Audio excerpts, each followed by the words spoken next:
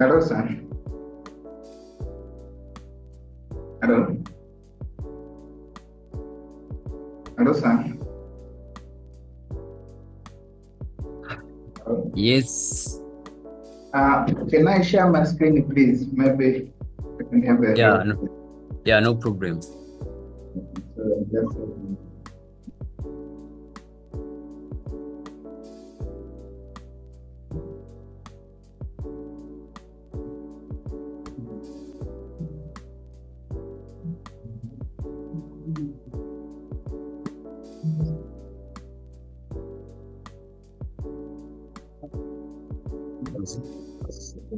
I don't. Do you see my screen?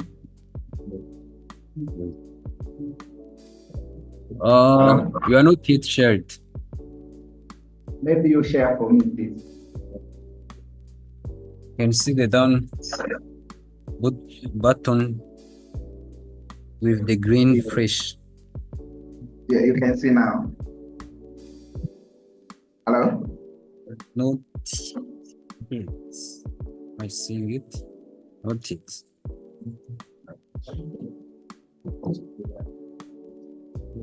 Not yet.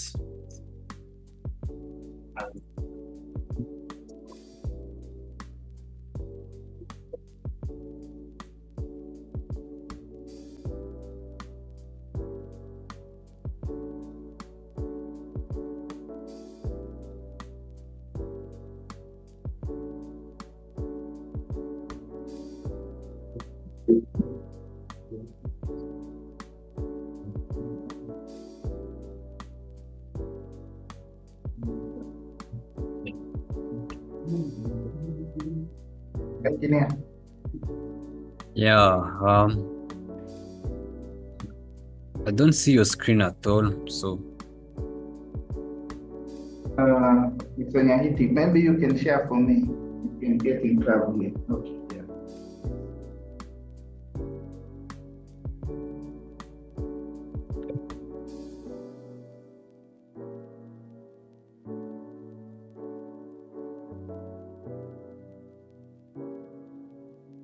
yeah.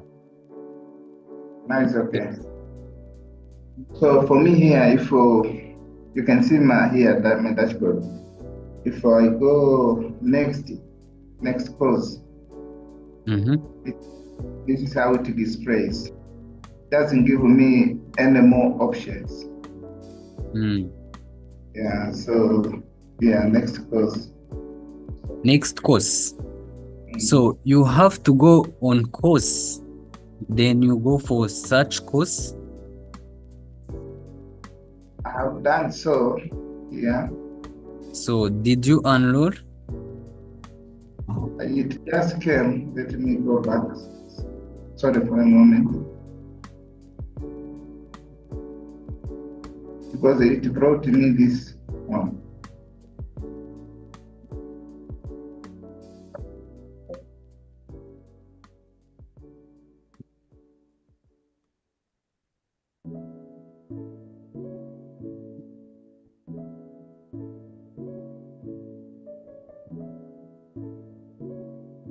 Doesn't go back. So okay. Maybe here. Okay. So let's search it somewhere.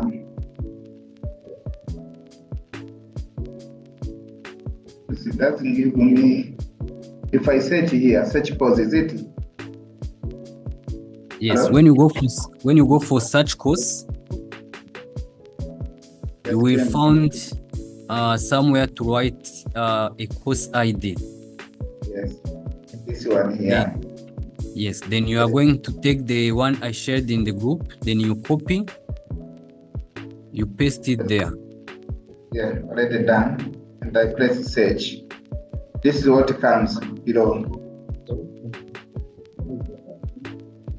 Then can you see the course now? Yes. I can see the course now. So you are going down there and click enroll. Oh, okay. Open insurance. Okay. Yes. It does. Thank you. I can proceed from here. Good.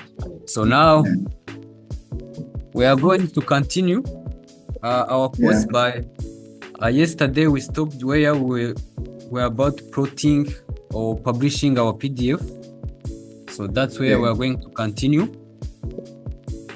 You can open AutoCAD. Yes.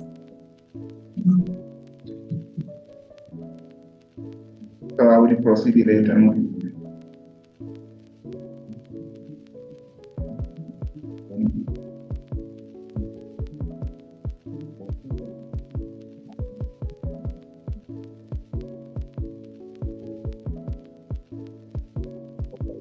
So then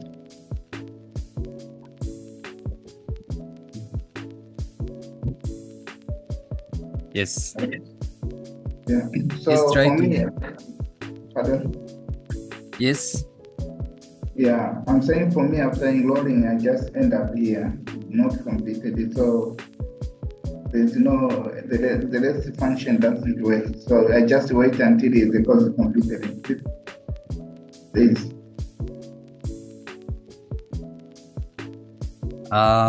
The data, which element that you say is not changing? After enrolling, just show me here the dashboard so that the first course I did, the second course, at survey started, the first is completed, this one is show not completed.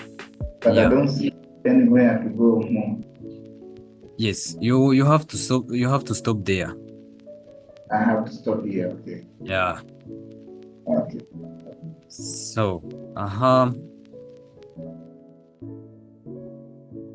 for scaling the drawings, we're going to see when we are about to export. We'll see how we can rescale again the drawing according to the sheet that we have. So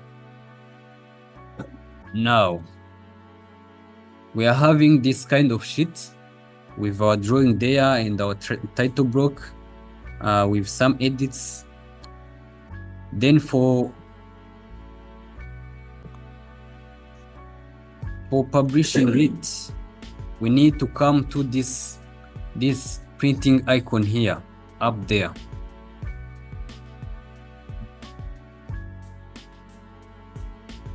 You need to go to this printing icon, then click on it.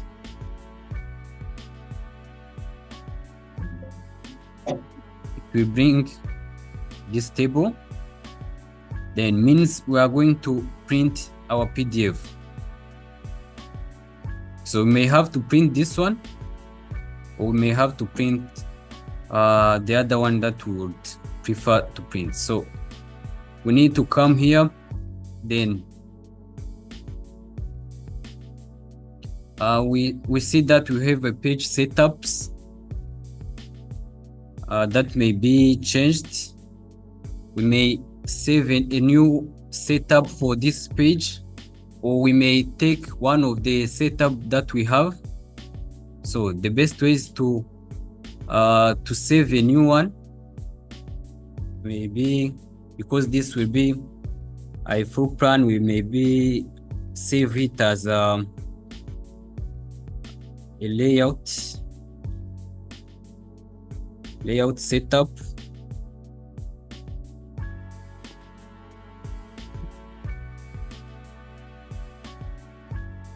So when we are going to export another PDF for the layout, we can use the same setup, the same settings as this one. So we click OK.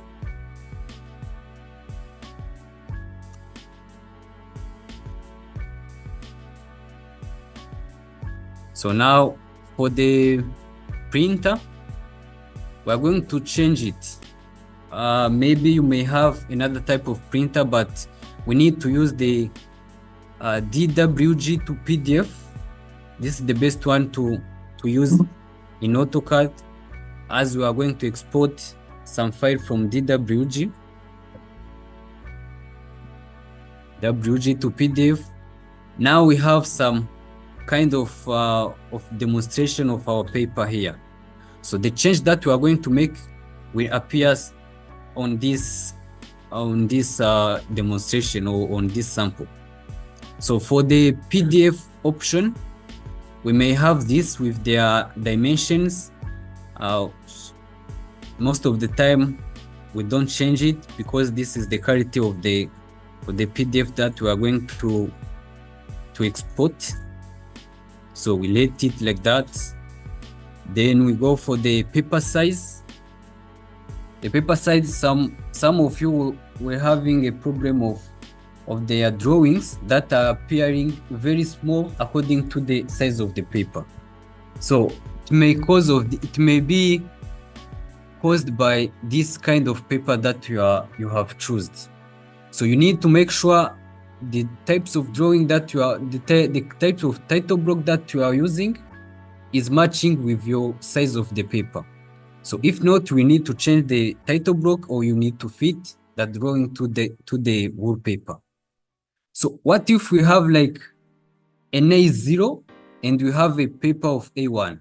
So we can match it. Like me, I have an A1 and the title block is A1. That's why it is looking like it match on this paper. So for example, you may have like A0. So if you have an A0 and you click on preview,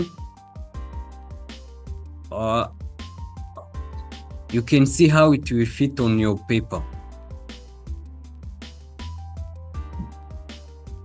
So for example, if you have an A1 and you are using a layout, you click on preview, it may look like this. I have a title block of A1 and I have a paper of A0. So that's why it is not matching. So we need to match it as we have.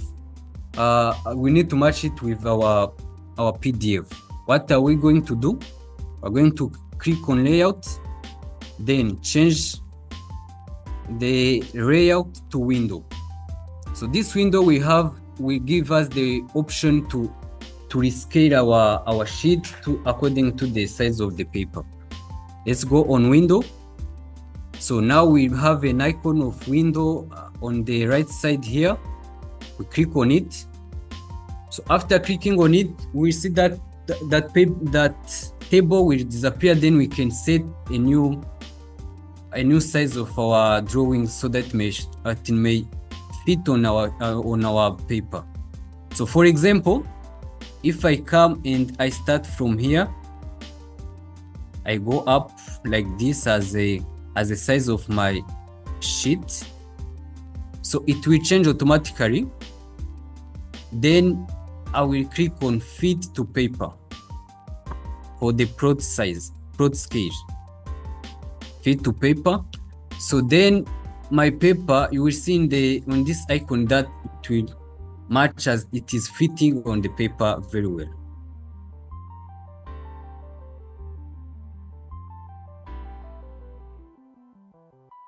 So this is the most important tools when you are using different kind of sheets and papers. So you have to make sure of the prod scale and the prod area of your sheet. So now you may first finish with those settings, then we continue.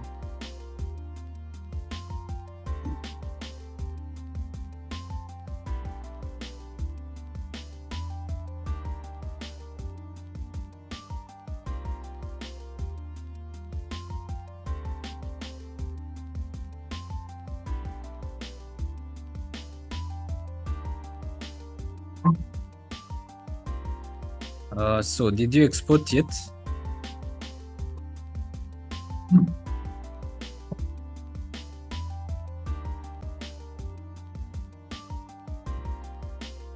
So the other thing that can be changed is about the visibility of your drawing. We can have different kind of styles. Most of architectural drawings may use the grayscale, but I know some of the electrical we use none because they have different kind of presentation of lines. So they will stay with none, or they can put AutoCAD. So it's better to use to let it like that, so that all your layers will come as the drawing is. So for the clarity, it's normal. You can make for the presentation or other.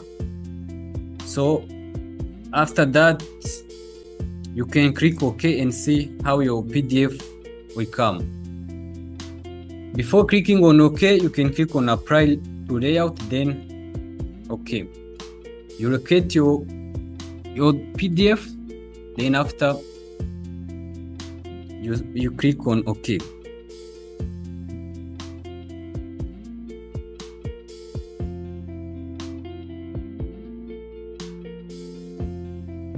And save. You save it automatically like this.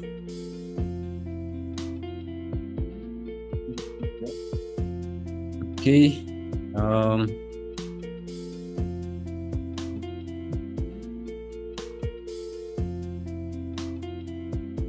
Already you have this one. So what you are going to do, we have our PDF like this in the landscape, then we click Apply to Layout, then OK. Then OK.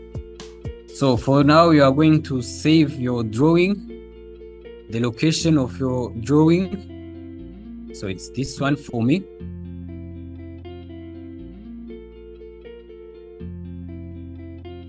After this, you go for save.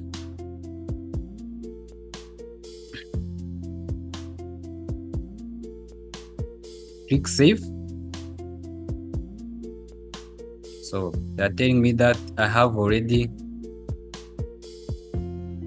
the file there.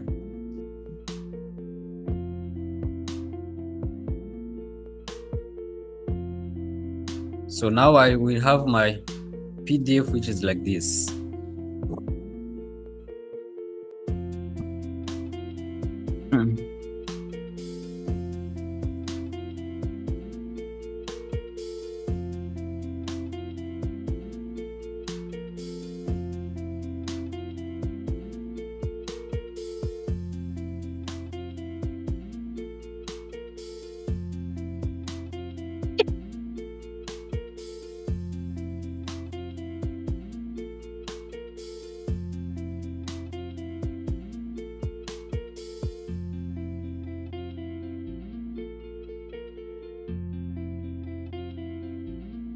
So, people from online,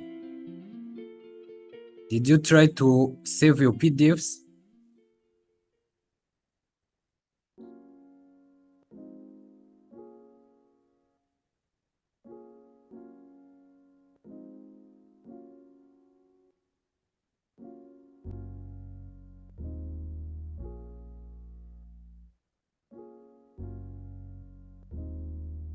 Ajab, Omar, and Nyahid, did you save your PDFs?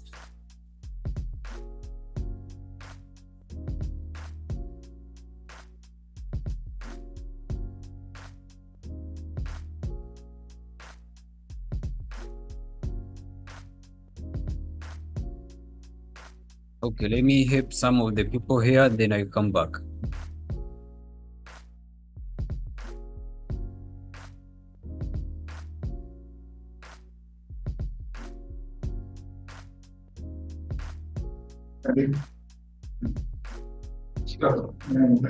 Salaam. Jackie amenipigia simu siku ya kwanza kalale kwa Dorini. Jackie. Jackie. Kuna nini kwani? Ndio alikuwa anasema kwamba eti mambo ya kadi ya afisi ya yote wa kuli. Nikasubiri nyumba. Kwa sababu ni hapo dini atuge na mimi mpaka nione chief labda kama naye au kuli. Ameongea na Dorini. Hiyo ndio sisi. Tunakuja kwa Amekupigia nataka lale kwa kitu. Sema kwa Dorini na sababu na ili usipate walimu. Nasema tunaishi. Lakini si yuko mjini. Akija tena ndio hivyo ndio maana ningemwambia ongea na Dolinde kwanza. Akija asije anaweza akaji kwa shida. Malipo hela nyingi sana mara guest. Ningemwambia kwanza umeongea naye mwenyewe anaweza akaja tumegawa. Kama akiongea naye akasema poa haina shida.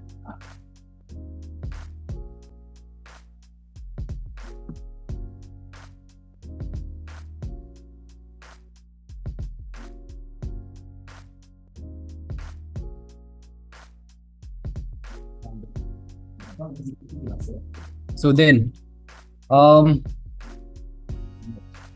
I think everyone have saved his PDF or her PDF thing.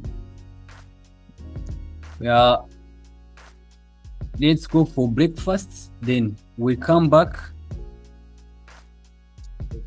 and we continue our course.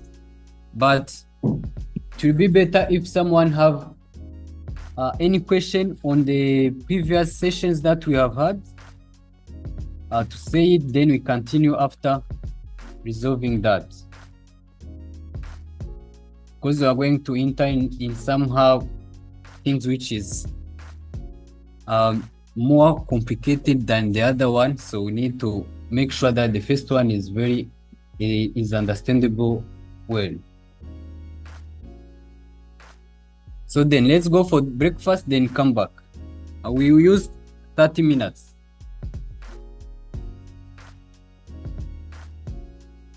Okay, thank you. Yes, please. Just say thank you for information.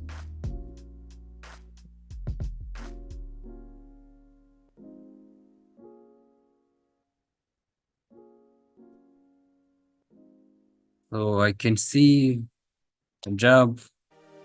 This is good. Then Nyahid, did you save those PDF? Yes, I have saved it. Okay. Yeah. The one with HP icon. I don't know the name that well. I see the HP. Did you try to do the exercise for exporting PDF?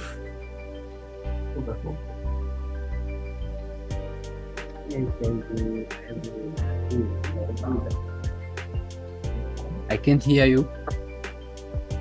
I said that yes, I have done that. But there's some questions. I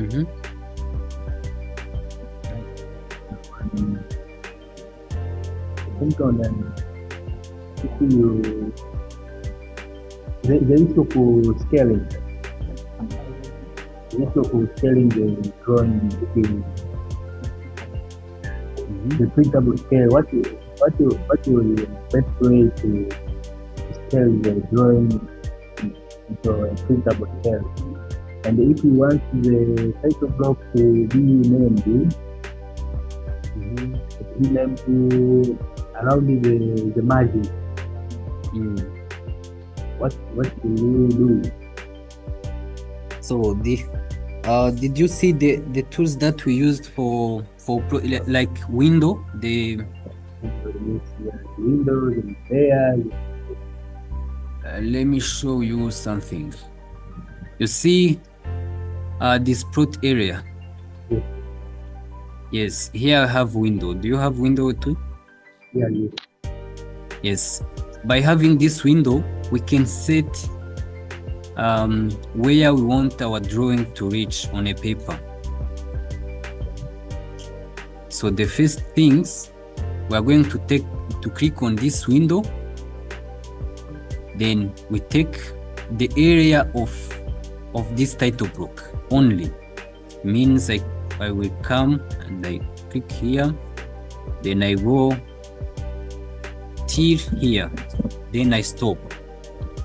When I stop, means when I have a very big paper which is not fitting with my drawing, it will appear like there is some spaces which are missing. So now what you will do, you will click on fit to paper.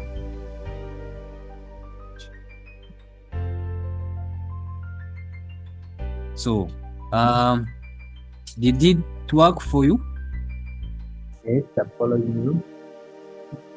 Great. So you can redo it and see if there will be a change.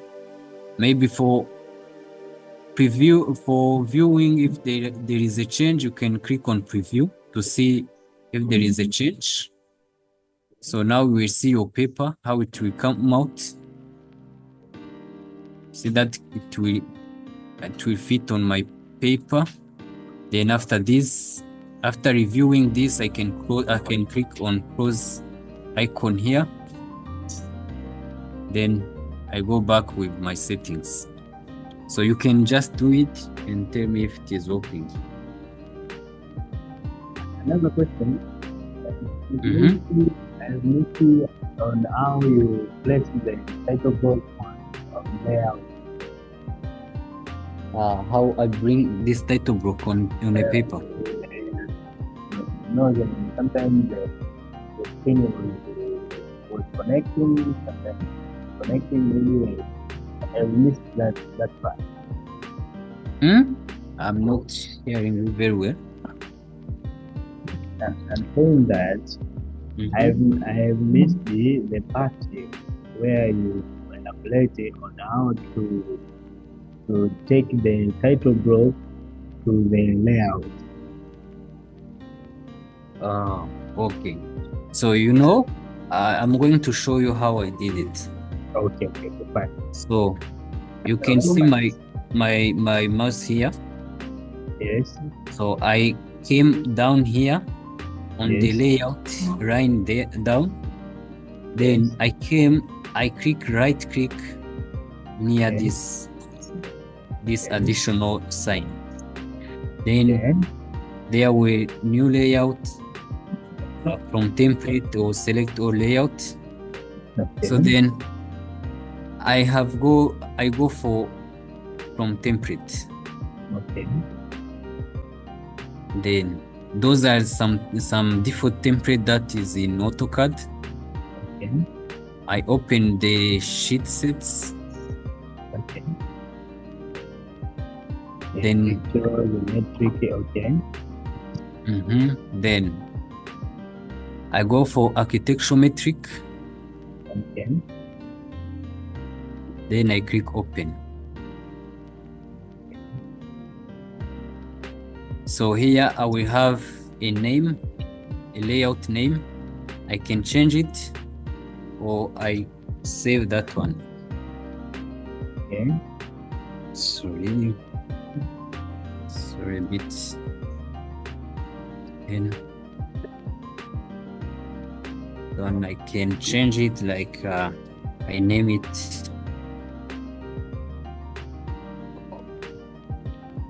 is it going? Okay, let's have it like this. So you are here? Yes, sir. Yes. Okay, let's click OK. So it will come up with this name, ISO A1. Then you click OK. So if you click OK, automatically you will see that it will be added in the layouts down here. Then you can open it. Then you have it like this. Okay. Yes, you see that because I've Yes. And I see this title block comes with the logo for Nziza. Do you customize this? Did you customize this? Yeah, I have edited this title block. Okay. Means when you come here, you can see that you can select this title block, as you can see. Okay. So the way, if you select it and you right click, you can see there is a block editor settings. Yeah. Okay. So we can edit this title block via block editor. Then when you go for block editor, now you can see that I have that's where I have inserted this logo. The way I used to insert the logo is to come into insert.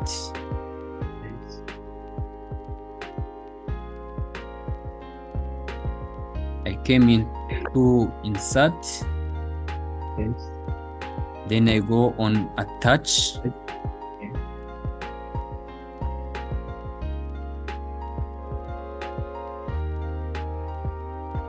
Then now I can go where my picture of my logo picture is.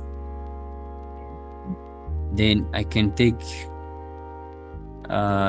this picture as a logo. Then I click open. So it will bring the settings. Then I click OK. Now I can locate my picture. It will be like this. Now it is there. So the other thing that I have to do is to move it to the title block. I can click M for move, enter. I have this. Then let's take this one up to here.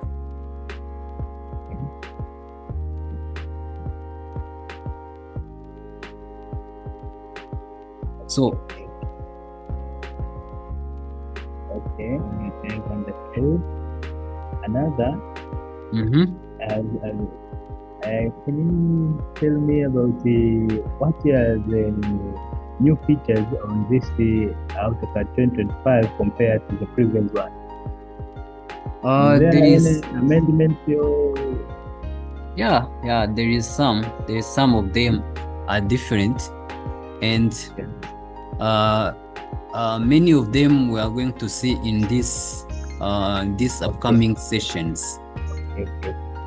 Yeah, it will be some kind of you will see the different. Yes.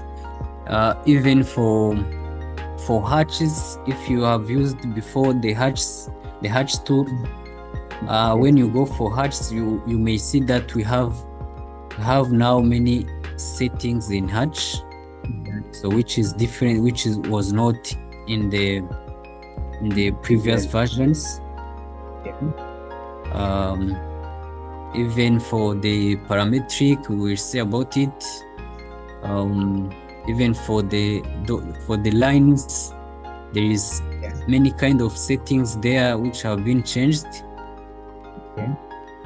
Even for the printing tool, we will see how it has changed. Yeah. Even for the Teamworks project, there is some change on this 2025. I have seen some of the drawings on title block on peripheral for title block. Someone is naming not something to do with the copyright, naming around the peripheral. How are we going to insert that? Those words? Yes. On peripheral, yeah. In the title block.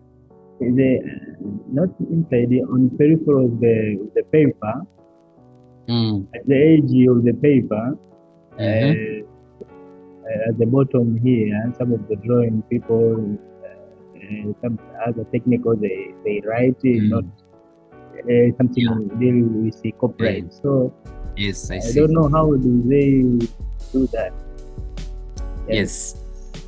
There is this kind of, you can even come here in these settings. Then you go for text. Multiple line text. Have a big text. Then I can determine that I'm going to draw it. Or let me use the normal text. I give the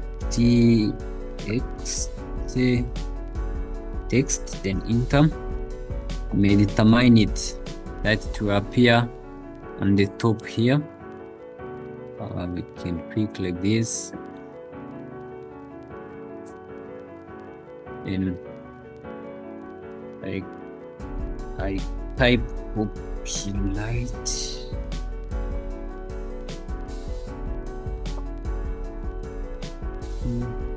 Then after having this, it will go on my title block like this. Then I'll have to reduce the scales. Okay. Take the scale.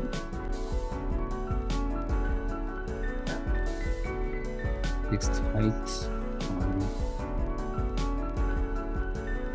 One is very small.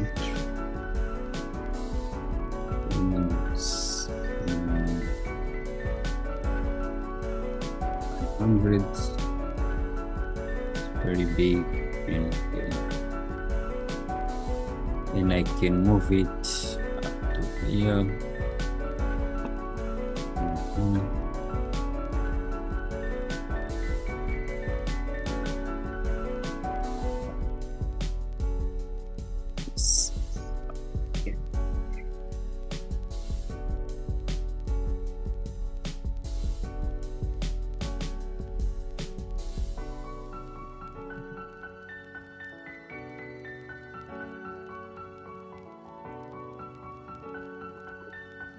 Yeah, maybe I can let it here. Then you click cause block editor and save change to block. So you will have it. You see that will come up there. Okay. Yeah. So Okay. it will appear as it is in a part of title block, because as a part of sheet. Yeah. Means every sheet that you create may come up with this. So maybe you can go for the other new one, then you take the same sheet, then you click open. You will see that where is this, the second one? You will see that all of them are coming. Okay. Yeah, that edit. Okay. It's better. It's better when you are working with your drawings to take one of those templates, then copy them, set your own template according to what you want, then save as there. Then you may use it many times. Okay. Yeah. Okay. Thank you. Well understood. Yes. Anytime. Okay. Thank you.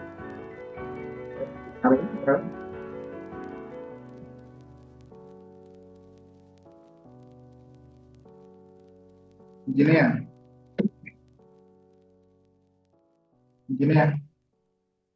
Yes, please. Maybe before you go for Excel, I have just asked 2 questions. First, I followed the procedure because I was about to ask the same. My colleague has asked about to bring the title block in the drawing.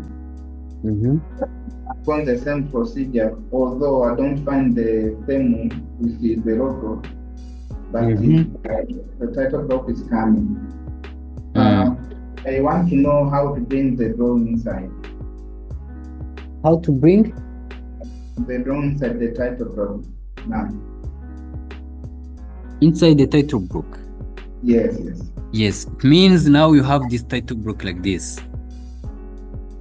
Yeah. Yes. So now I have it. You have it like this, right? Yes. So now we are going for layout. For layout up here. Okay. You click on layout.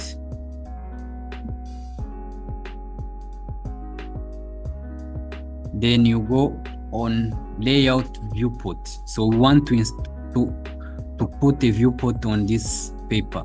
So we will go for the viewport, layout viewport, we go for rectangle. Okay. You can click on rectangle. Then we come on our paper.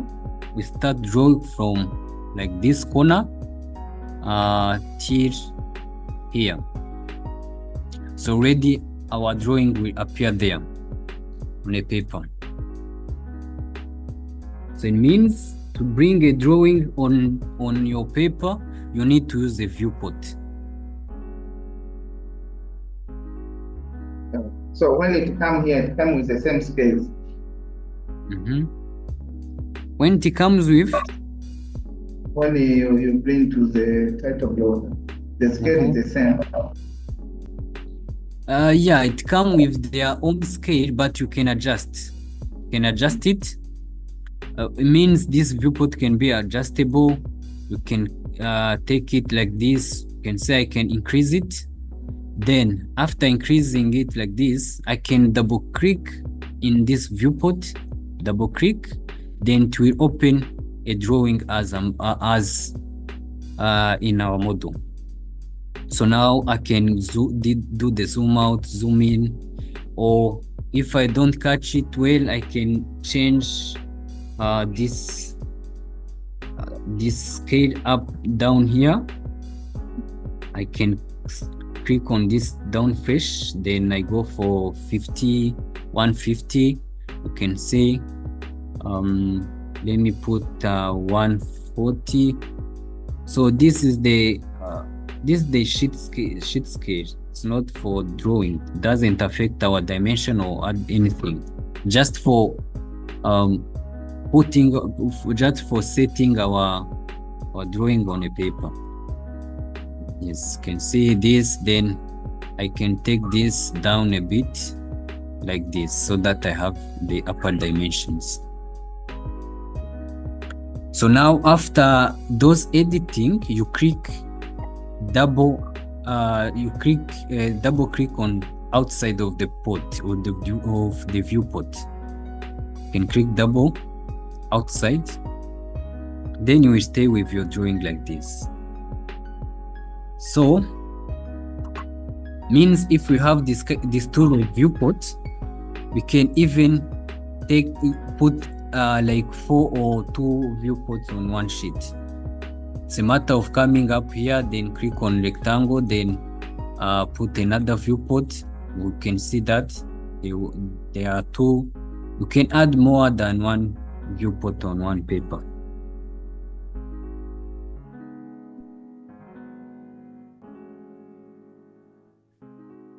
So did I cover the question or? Yes, exactly. The other one, let me play for you 1 minute.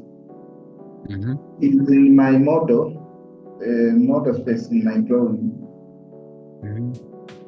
And in my model space, the dimensions, if I just try to label from day 1, they don't appear. And sometimes even the drawing, when I open, if I try to zoom, they just go far.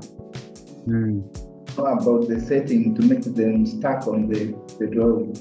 If I zoom, they just go far. If I try to label, if I write a text, they don't see me. Sometimes if you zoom in, you see them far. Yeah, it's just okay. I think it's just the matter of settings of your texts. You can see here I have this dimension and it is visible according to the drawing. So maybe you may have some kind of dimension with the text size which is very, very small. So you need to check about your text size.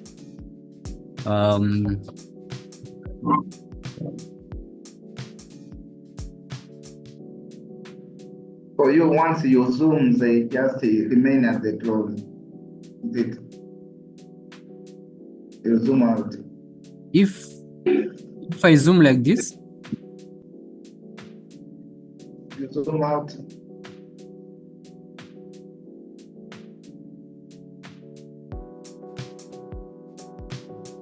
like this, so No, you enlarge the drawing. You zoom out to make it larger. When you zoom out to become big. Yeah, become big. Oh. If you zoom more, to maybe want to do more, so my labels go away. Oh. So, did you set the text? Did you go for the text type properties? Yes, I did it the way you showed me. Oh. I don't know which made that. Maybe for me, for the room names, I have a height of 5. Is it the same as yours?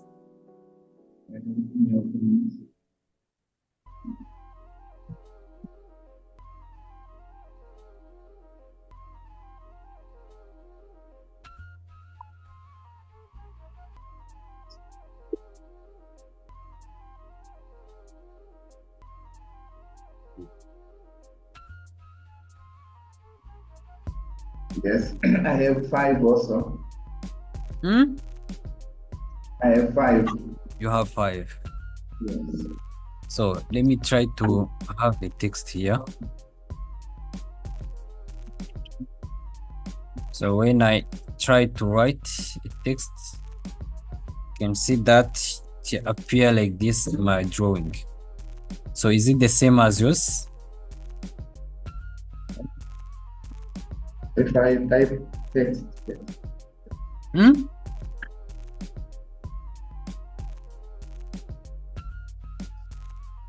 when I'm typing, doesn't appear.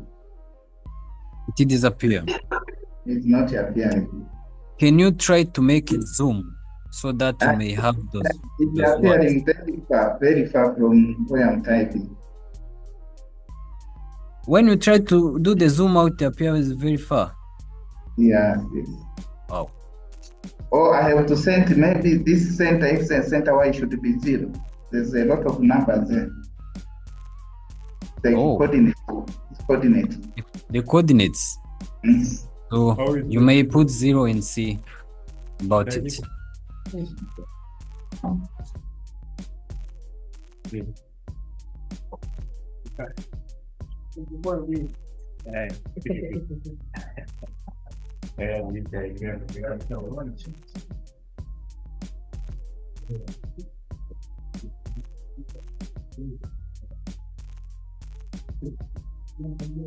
It's not even responding. Hmm? It's not responding. It's changing as I zoom in and zoom out. It's not the concern.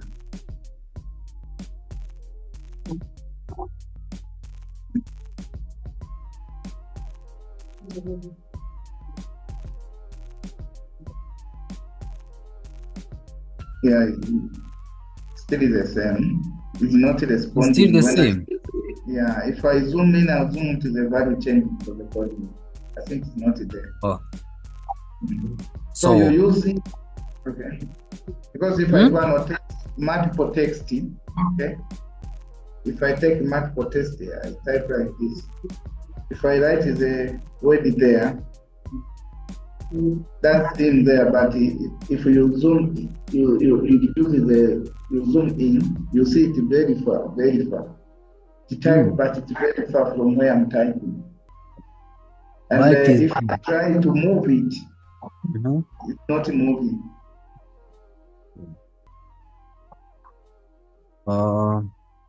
When you try to select it and type move, then you take it like this, it is not moving. Yes. Okay, we may see what's the problem after today's session. Maybe we need to share your screen so that I can see. Okay.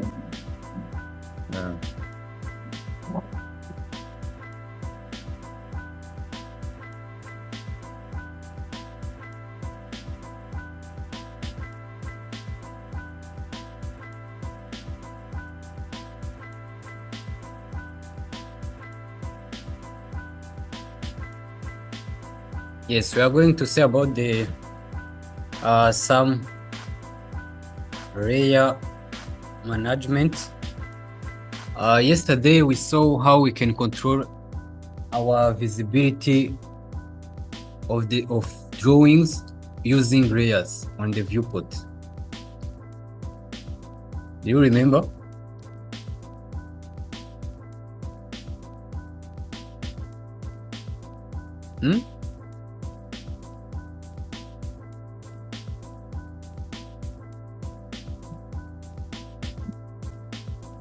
So I've had like 3 viewports. Then we was using layer settings to control how those viewports will appear on the drawing.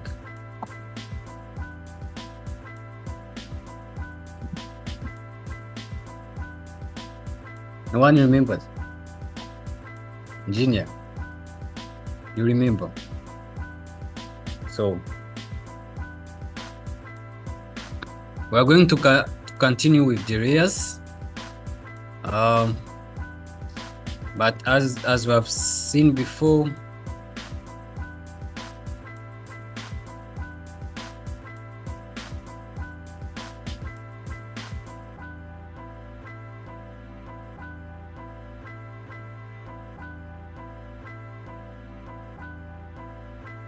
can go in layer properties, then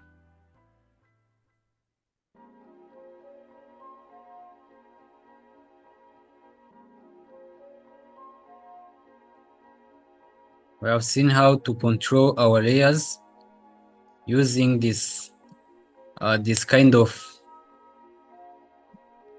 properties of lines. When we want to change our layers according to line type, we can change it.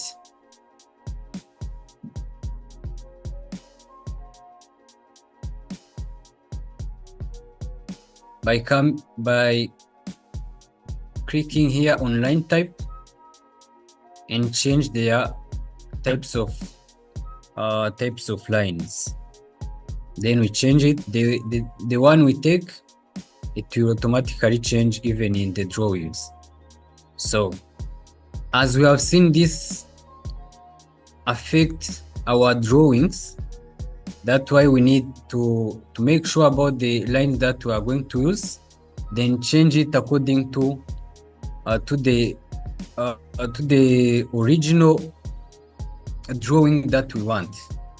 After that, the other settings of visibility and graphics from the paper, we may control it when we are going to export a PDF.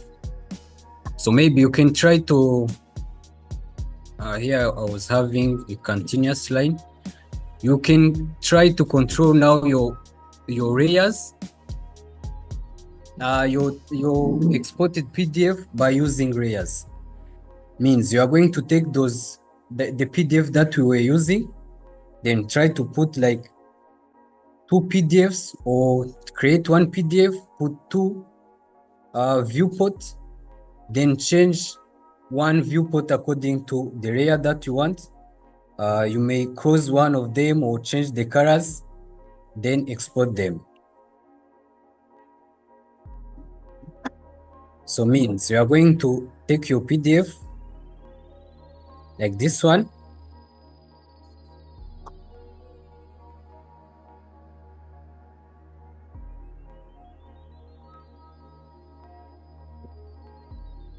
then we set this. I'm going to resize this viewport. I'm going to make it smaller like this, so that I may have a space for another one. Or let me create another PDF. Then I put a drawing. I go for the layout. Then I create another viewport, which is like this. Then I put a second viewport, which is like this. Then what I want you to do is to take those two viewports and select this one, double click on it so that the viewport may be opened. Then go on layer properties, may type RA for layer properties. Then it will come up here.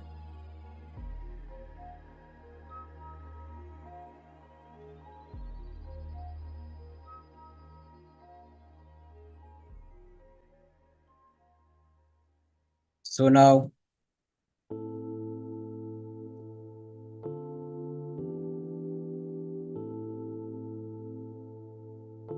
we're going to control this viewport using layers. So we have one of these settings is to control using the viewport freeze. When we freeze one layer there, it will disappear on this viewport only, then the other will remain with the layers. So means let's try to freeze the hatches. The hatch. Then I will use this viewport freezer.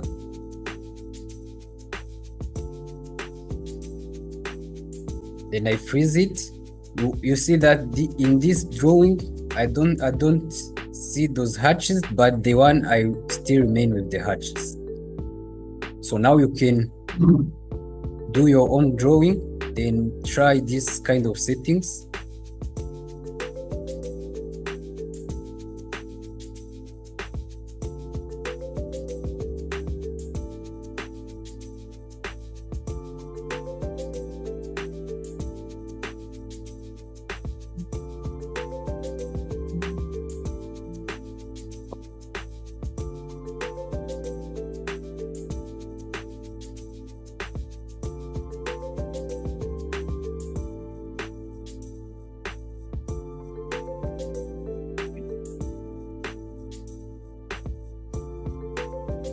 So maybe you may be having one program showing us the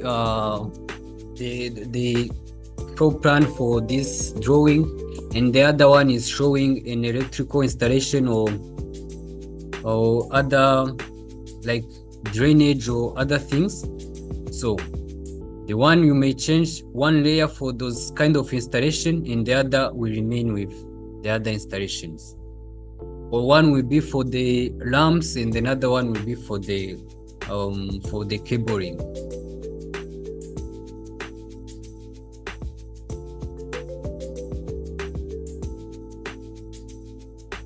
So it means after setting those layers like that, you may stay with your viewport, which will appear like this.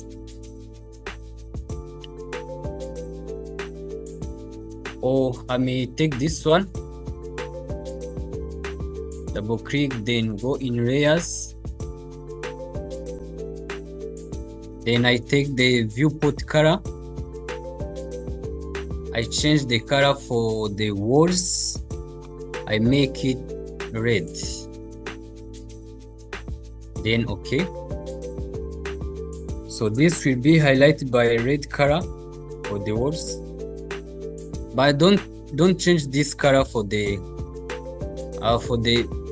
settings of our layers, the normal setting of layers, because this may change the old drawings. So you deal with these columns having VP colors, means viewport colors, viewport line type, viewport line weight, things like that.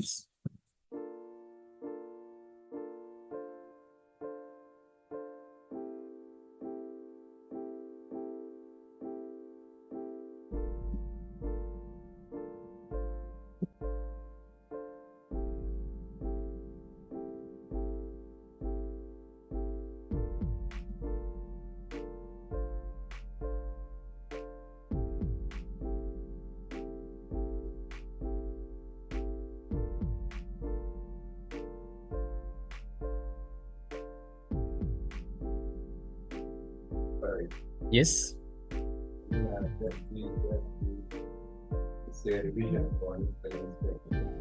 Yeah, these layers or the layers on when we are going to export. Hmm?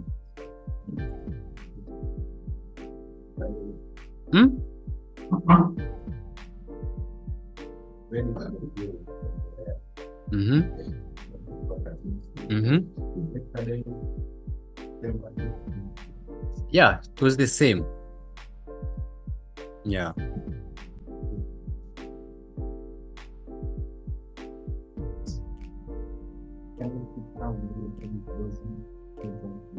Yes.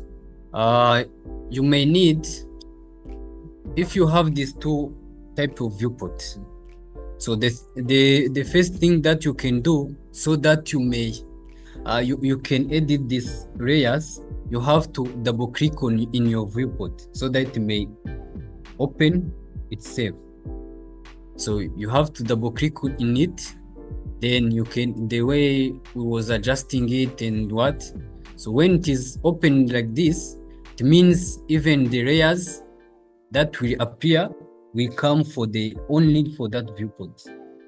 So it means this viewport columns like viewport fees, viewport colors, viewport line weight, line type, and viewport line weight will be only for that one viewport that you have selected. So that's where you will change it. You should change it.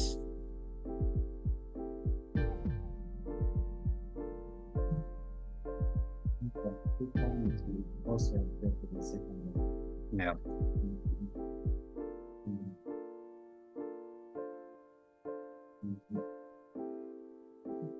Mm-hmm. Yes, you have a grid for columns. Which viewport did you select? Which viewport? It's that one. So you need to increase the width of these layers. So you need to freeze it. So there is this kind of column which is here. So it's where you pass by. So then cause this width. You are columns. So then you can close it there. Then you see that does not appear.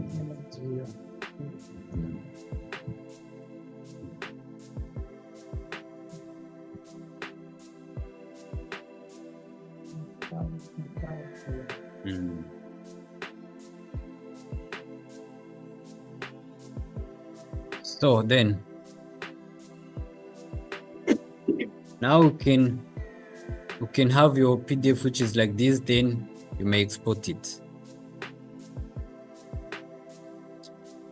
Any problem on this?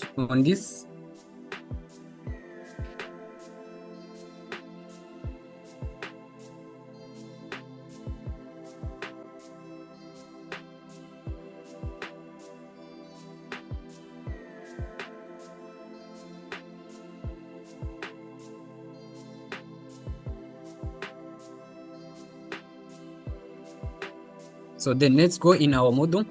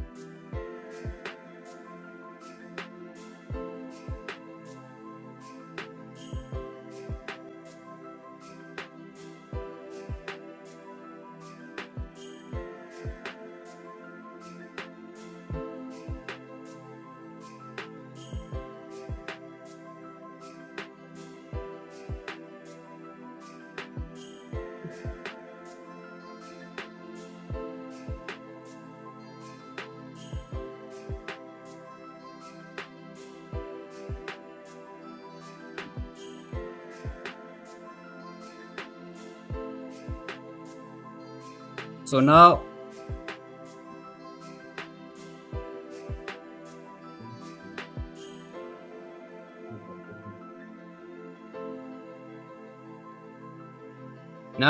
I want you to just control this kind of layer by using line weight, but we'll do it in your models.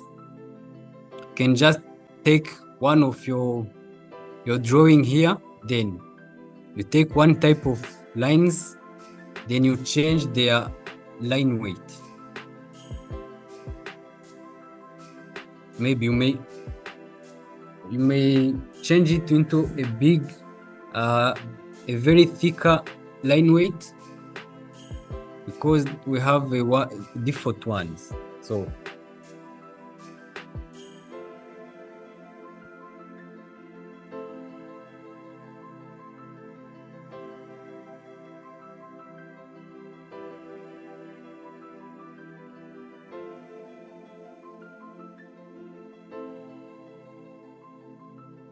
when you layer and change your line weight,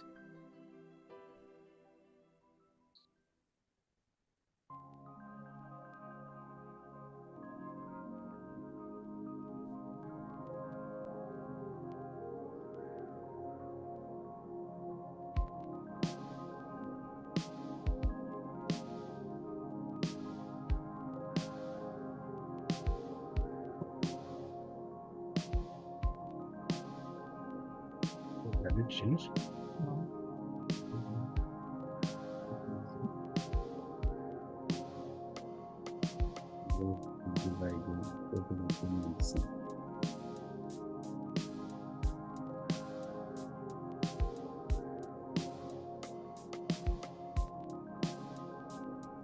Change it again and make it bigger, very big.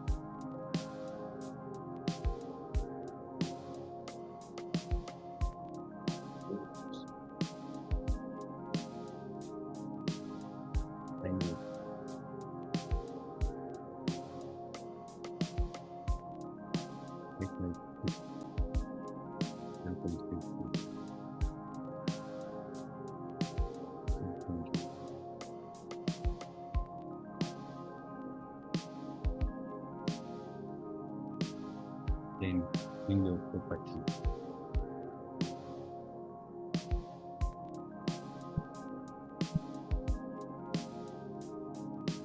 Property palette PR.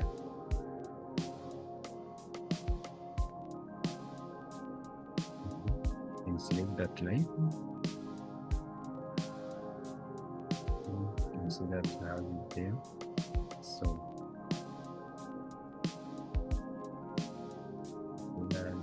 go down. See about this thickness. Thickness is 0.50. Sorry. Yes.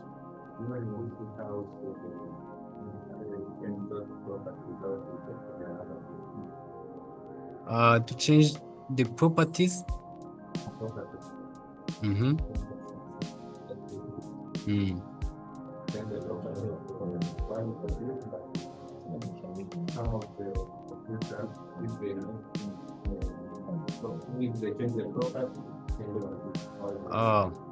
So it means you need to, where's the viewport I was using?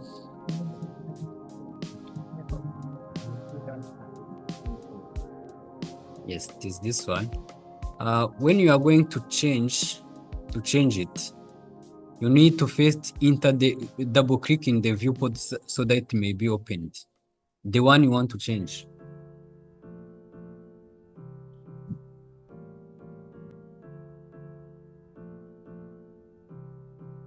Prediction. Now go in the model. It's an proper.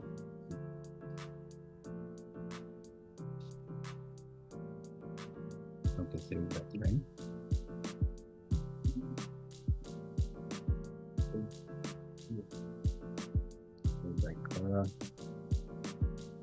Go down other properties.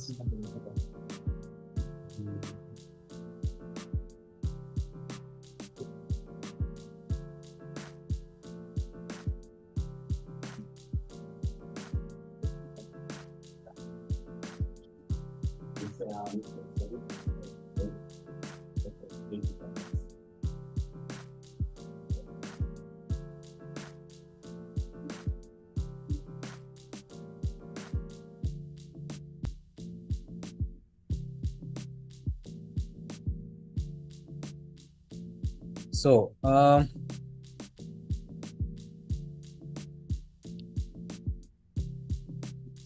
let's come back. If we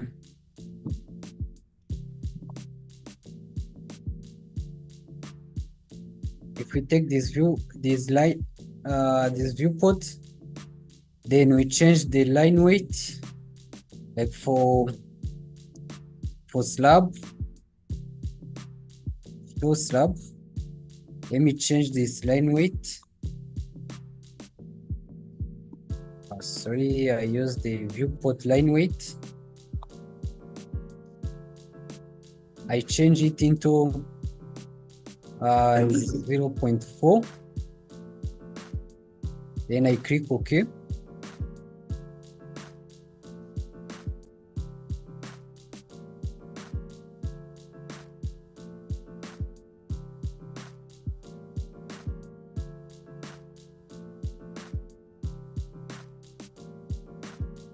So then I check if this line weight have been changed. Yes, they have been changed here in their settings. Means I will go for line weight view. So we type line weight so that I may display it here. I click on display line weight, then I click OK.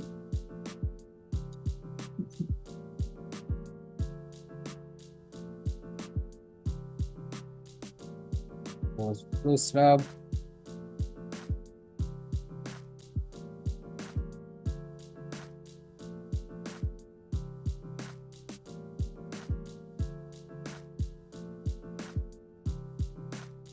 We change it in model in C.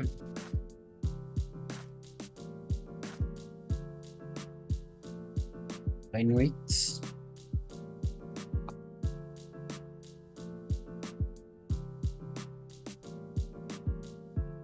Then okay.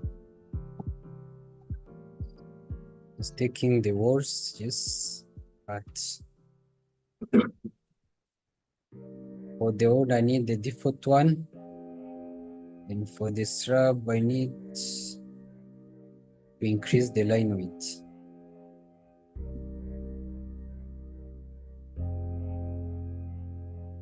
Yes. So now it will appear like this. And I go in the viewports.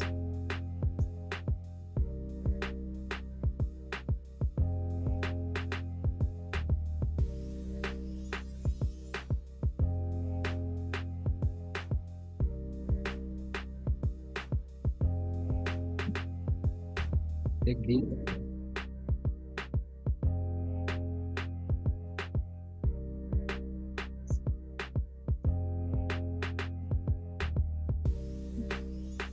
Yes.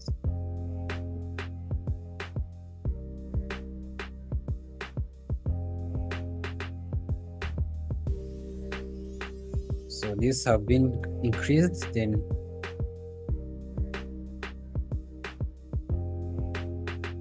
the other one will remain like the same.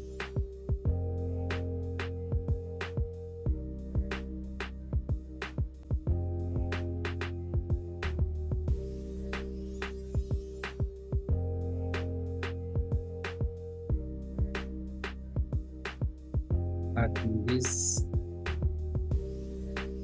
layers.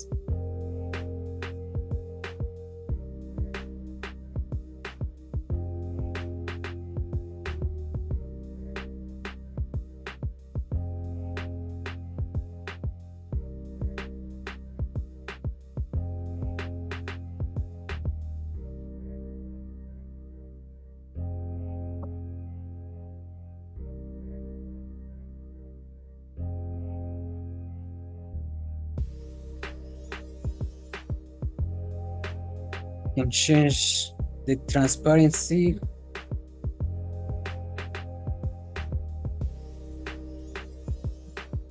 So that this line will not appear well on our drawings.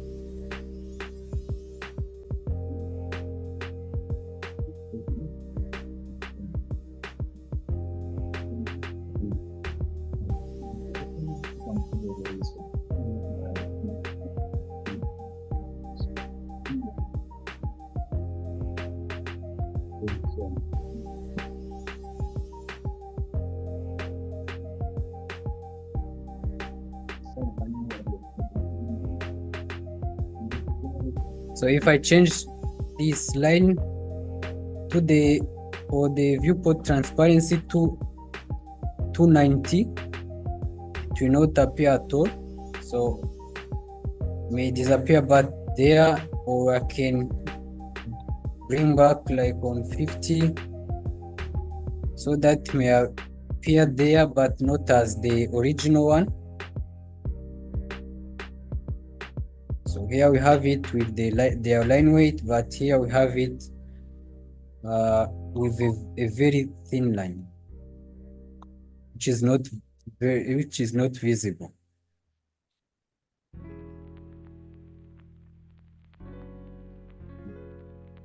So now I can do the zoom out for this.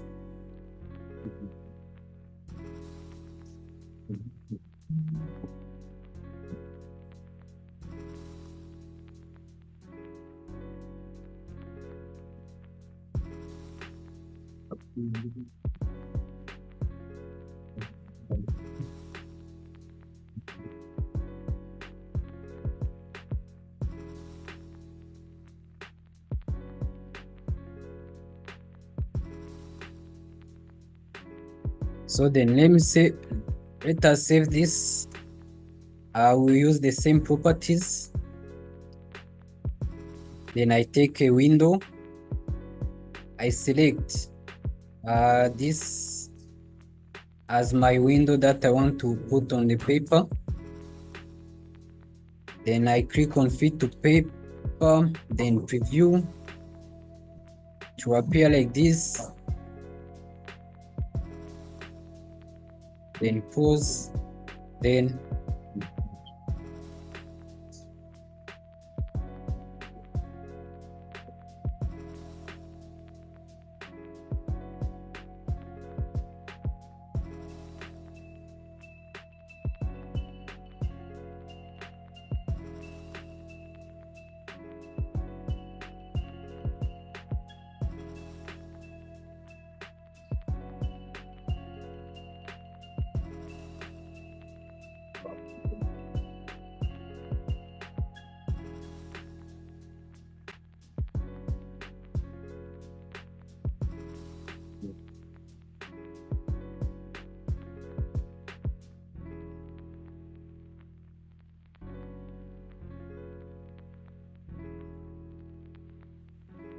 Hello, sir.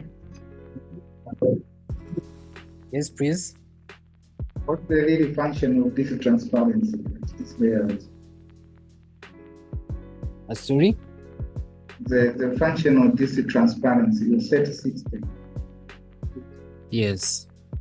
I was saying that if you change this transparency to one drawing will have the original line weight, then the other one this will not appear as for the original one. So it will reduce their transparency.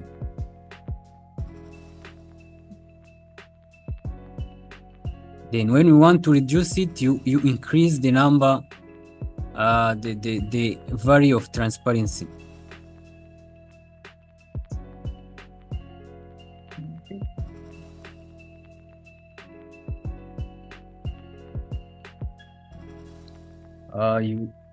You just double click on your viewport, then you can go for the layers, enter, then on this side we have the viewport transparency.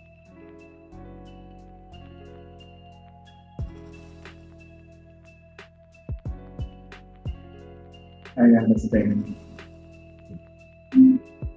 Then change it. Yes.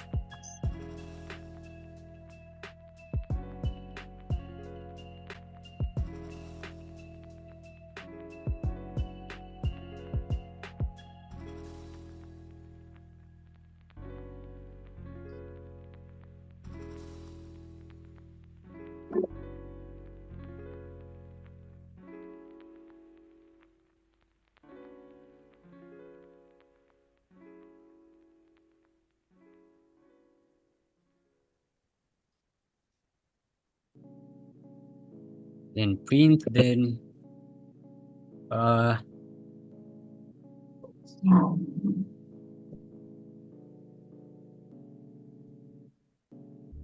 you see that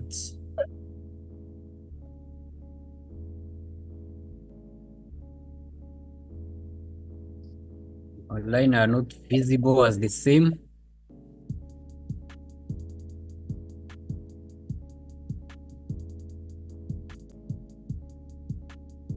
Then I can change it a little bit.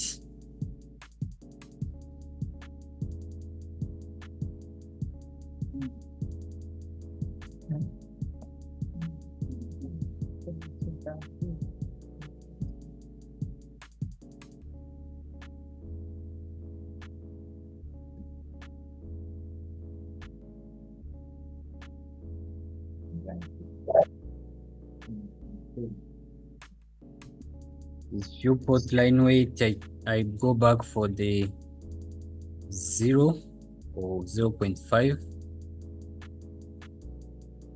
Then okay.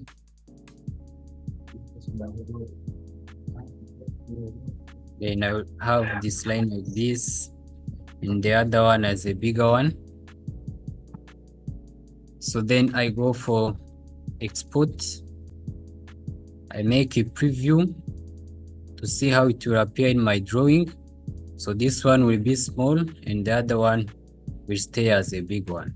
So I can now export the PDF.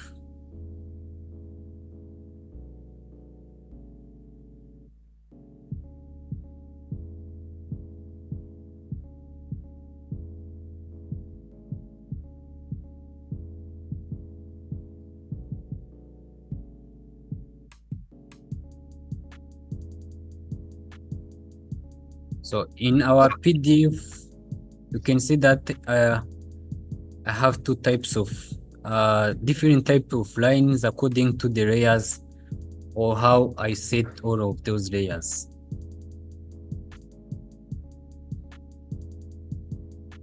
So then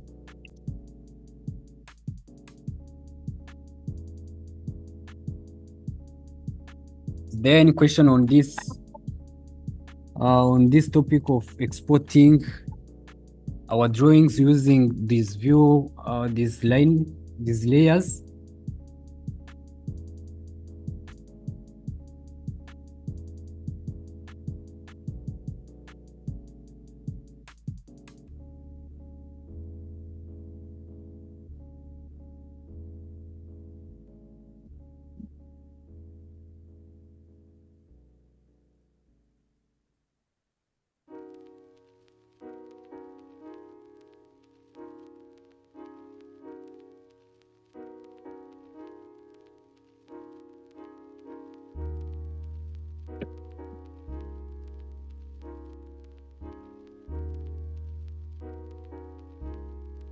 What's the type for the layer property structure?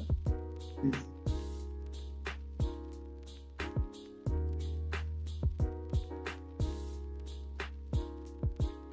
Yes, sorry, what's your question?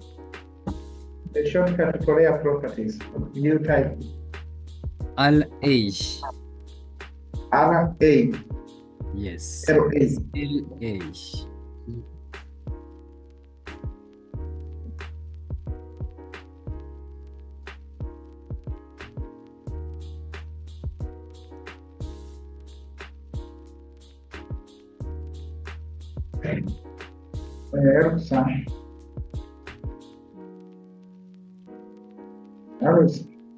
Yes, please.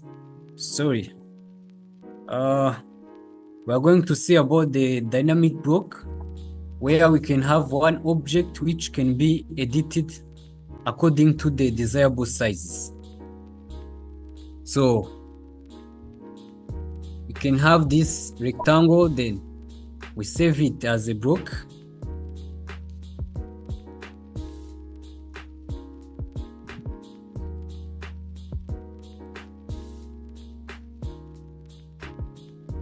Let's name it.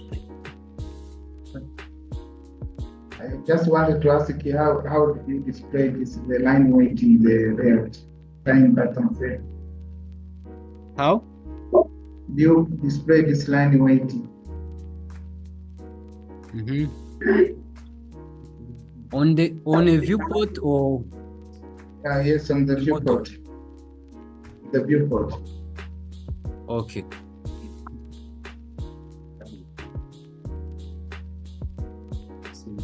We have seen that we have first to open our viewport so that we may set it. Then we go for the layer, enter. So here we have like a viewport line weight or viewport transparency. So we may change this one and it will change in the drawings. Like for example, let me change the window or the wall, the viewport line weight. Then I go with 0.6, open. So you will see that my walls are changing according to the line weight from the layers.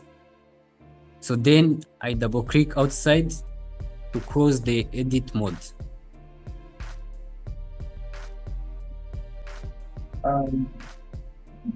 So, yes. Okay, just proceed. Okay, so we are going to say about the dynamic block. I was saving this as a block. Let me save it as a block, then name it rectangle 01.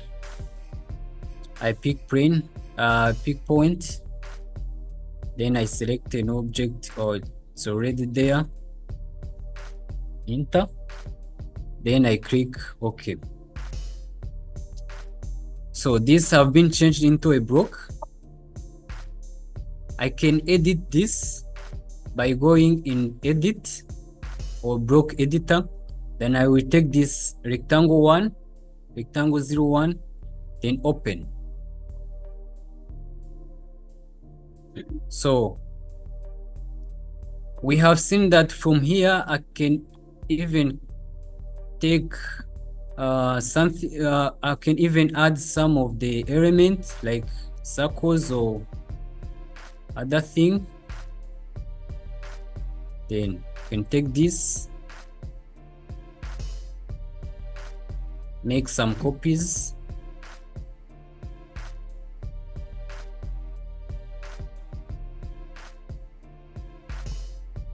then enter.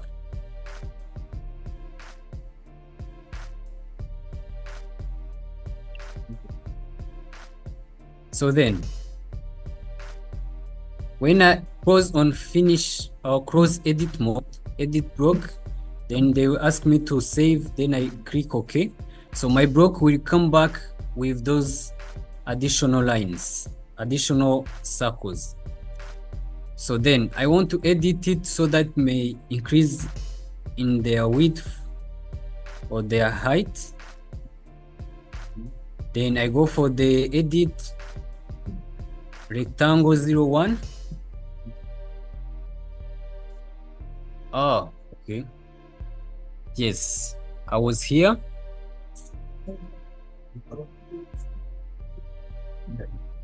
From the saving of block. Okay. Let me start by 0. Then I go for the rectangle. I start drawing a random rectangle of 250 tab 450. Then I click enter. I was having this rectangle, then I save it as a block. Enter. Then I name it like rectangle. Let me take 02. Then because I have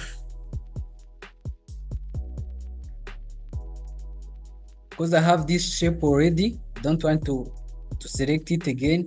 I will just pick point. Yes, pick point. Then I click on the edge there. Then after I click OK. Here I have my rectangle as a block. So means if I go in blocks, I can find my rectangle there. Then I bring it, I put where I want to put it. So I want to edit this one. Maybe I want to add some lines on this rectangle. I will come in edit. Then I have this table here, which is showing me the number of blocks that I have. Then I go for rectangle 02. Then OK. So now I can draw other lines. I go for home.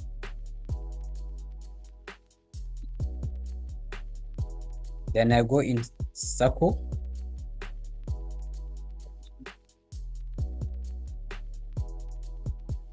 I can take circle by radius, center and radius, then give it 20.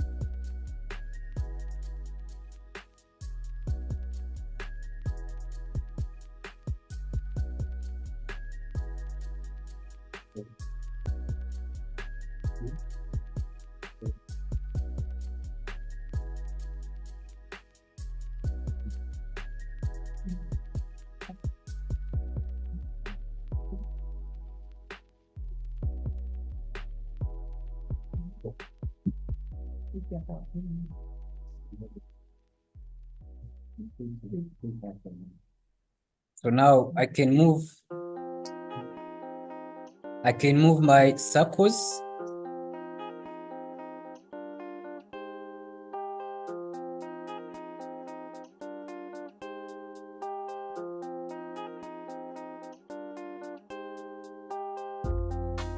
Let me first take this rectangle, then explode it so that I may move them on a straight lines.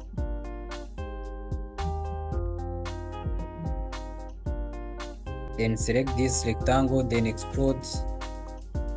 Then take this line, offset 50. And I put it here, then I take the other one here.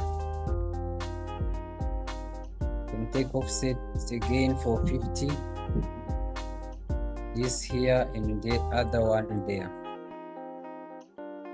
So I take this circle, then copy, or I can move it. Enter, move it here.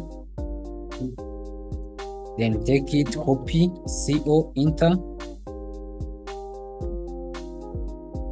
Have this, and we have this, and we have this. Then enter.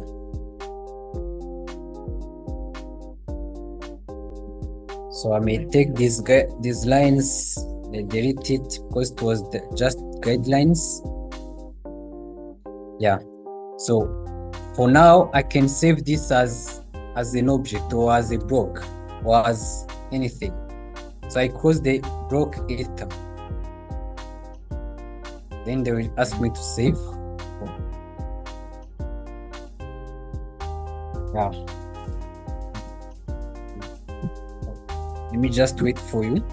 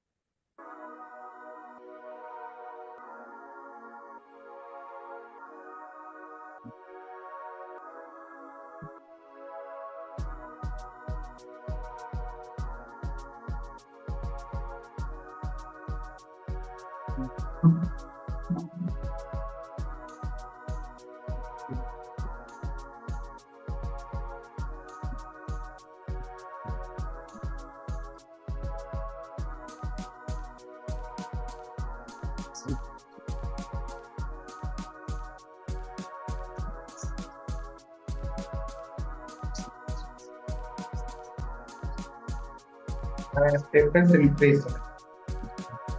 Hmm? How do you save this service this broken? Sorry? How do you save this broken? You are just here in block editor. Yes. Then you are going to close up here, close block editor. Then they will ask you to save, then save the change. Now, before we go there, start creating this rectangular.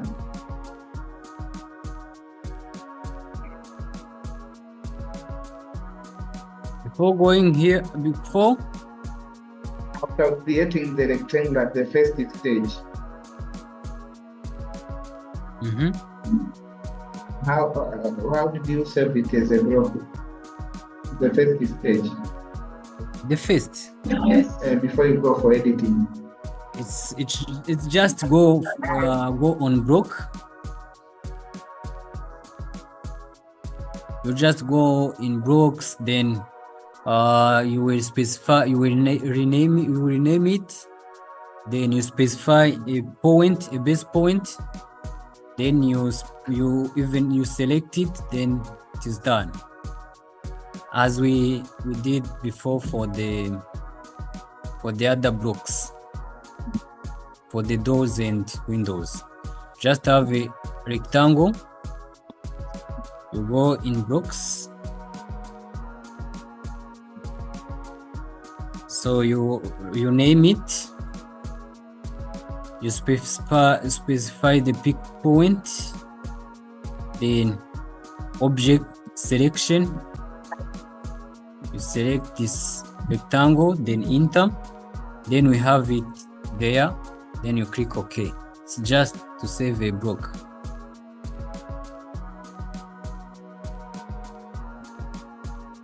Done, so I think I'm okay. But when I came for editing, it doesn't give me the display the same as we have.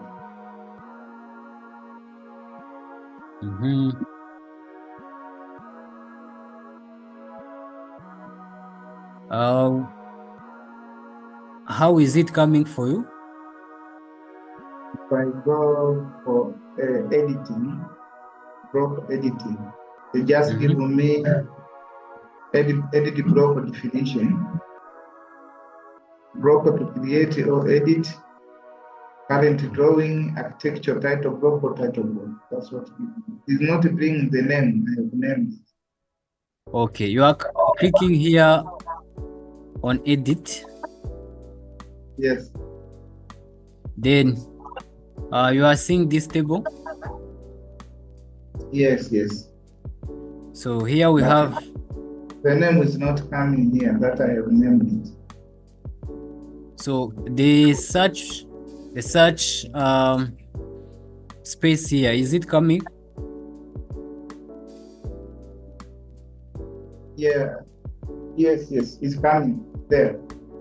Can you type your block there and see if it will come?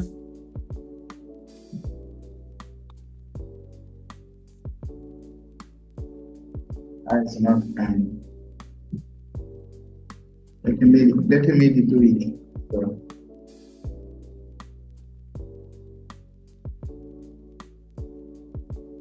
Or you are in the block editor already? I'm doing another one. Maybe I repeat it. Yeah. The one. Okay, then let's continue. Then let's go back in settings of this object. So we want this object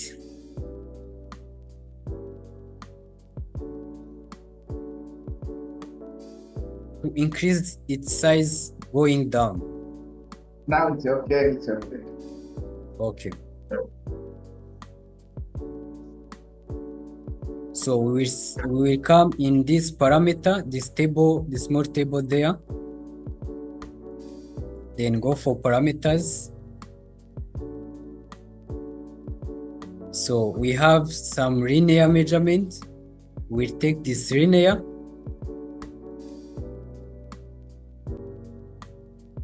Click on linear. Then you come here, you take this center point from here to the center point of the other side. Then we have it like this.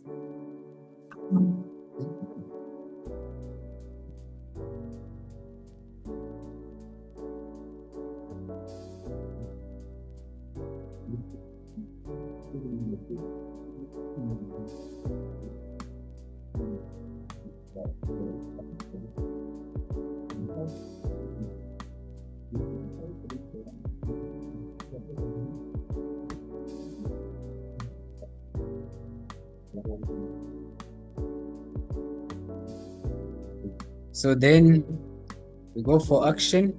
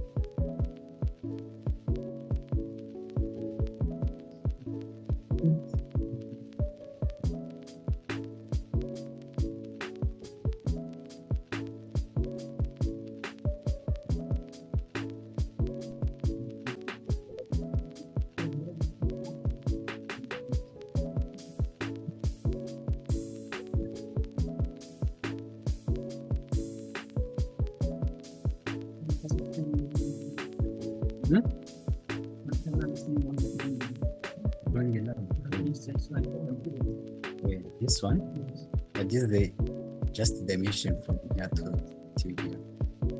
Yeah, we are going to set it so that we control the distance from the upper line to the down line.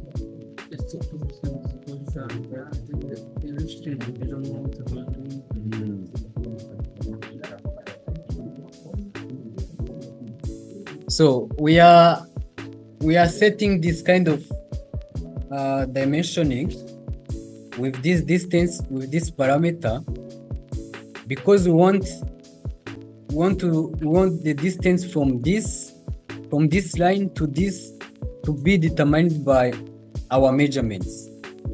Means we will set it according to our measurements. So we may have from here up to there we have 440 or 400. We may set it to be changed by increasing 50 centimeter. It will increase 50 centimeter to reach 500, other 50 centimeter to reach 550, things like that. So that's why we need to put the dimension, this distance, this linear parameter there. So this is the one tool that can control our changes.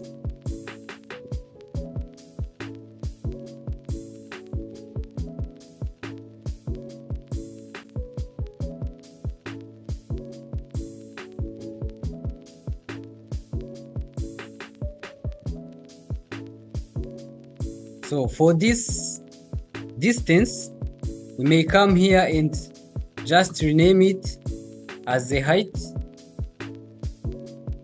or block height.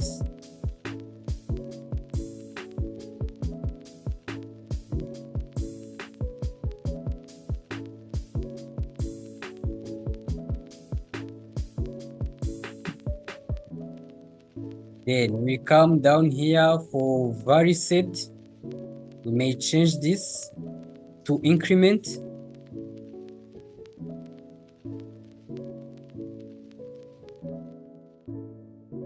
So the distance increment will be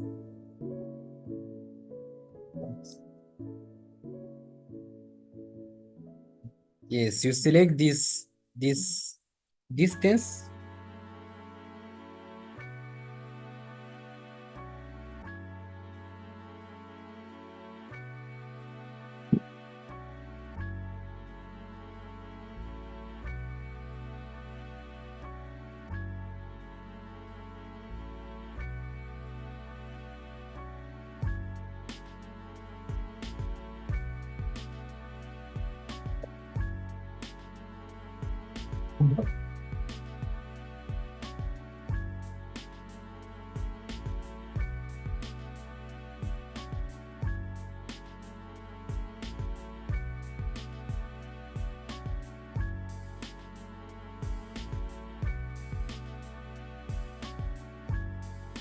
Then for the vary set, you may put increment.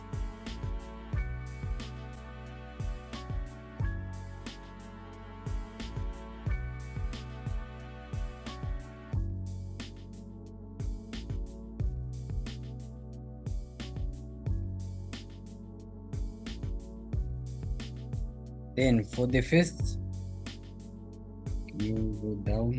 Yes, vary set. Increment.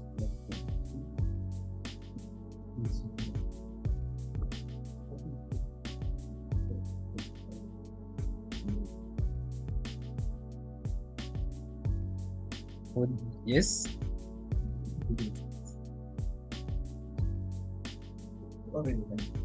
Yeah, here.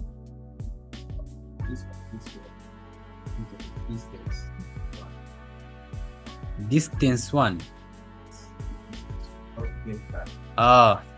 So you will select this distance one, that distance one. Select it. Then go for the settings here for properties. Then distance name. We rename it.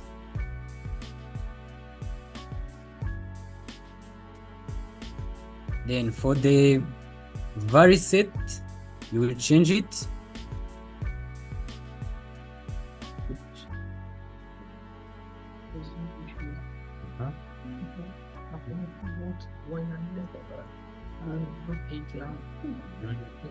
So content explanation. Why are we taking it from 8 now? With purpose of how to do it.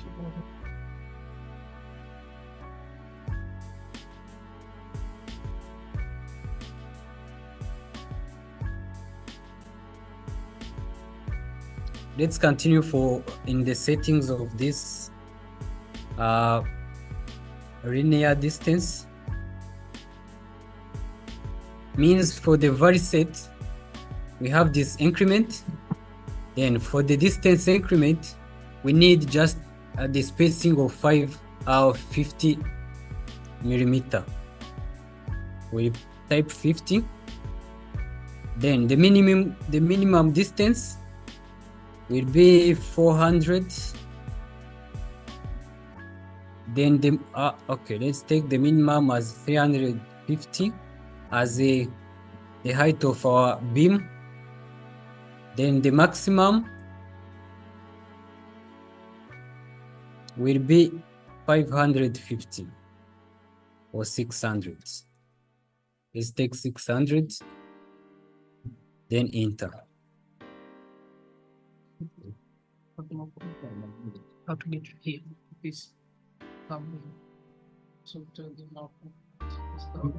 Yes, to have this this parameter of increment, you need to come here in parameters on this part, then you go for the linear.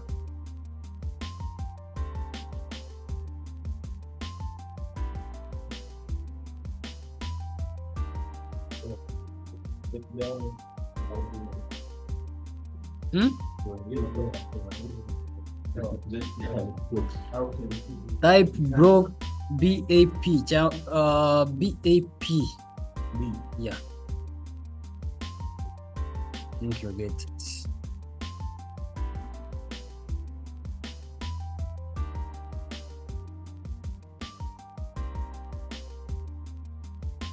Or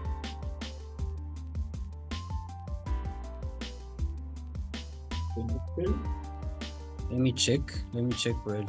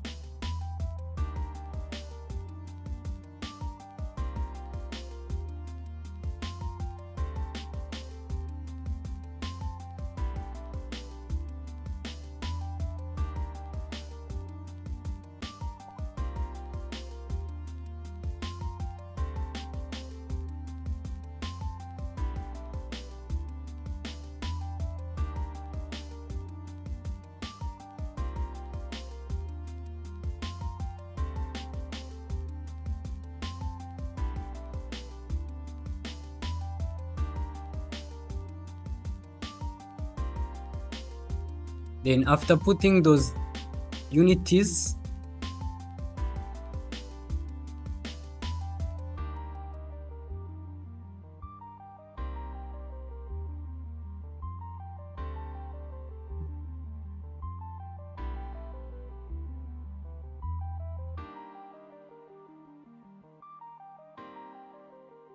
we change for the chain action to yes.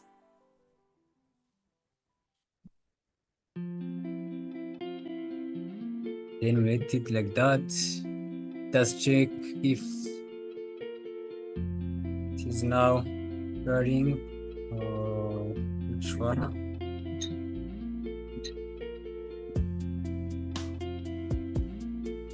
Next 02.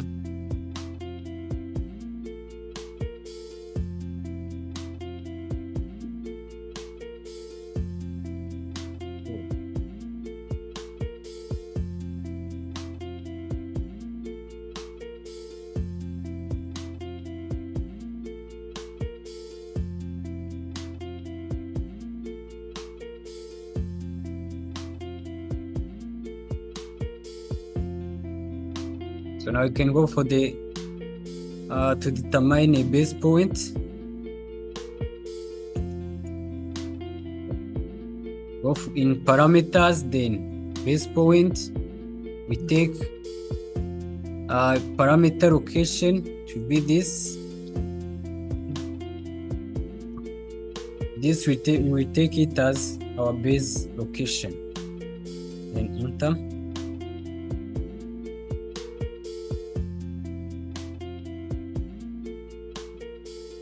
The corner one, the upper one.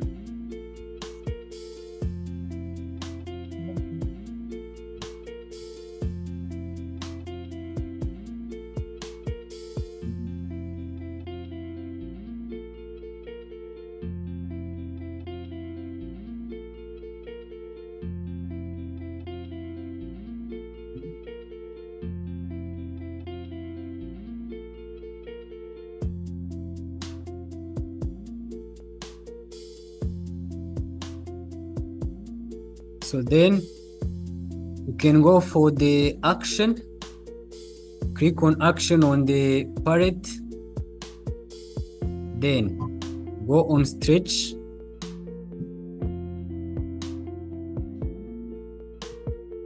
We are going to select a parameter. The parameter will be this one. We select this. Then we are going to select a parameter point.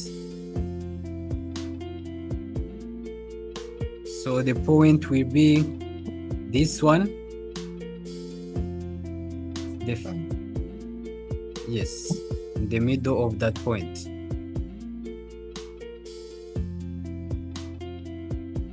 The first corner will be this.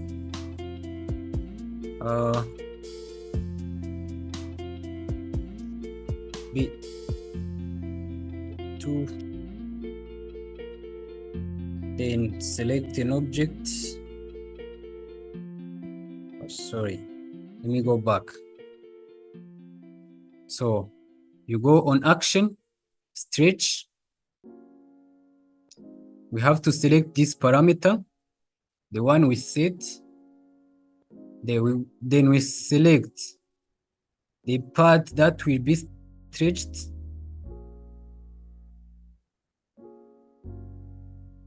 First, we are going to select this parameter point. This will be the one that will be moving. Then we are going to select the parameter corner. It will be this. Then we select an object to move. It will be this.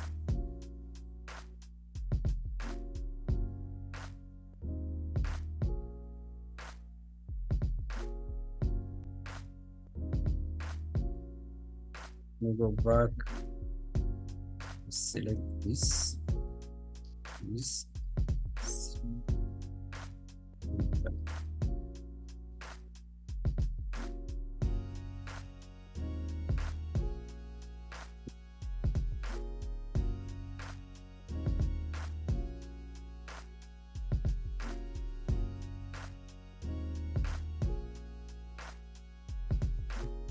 So after that, when you click enter, we have this icon showing that this edge can be stretched.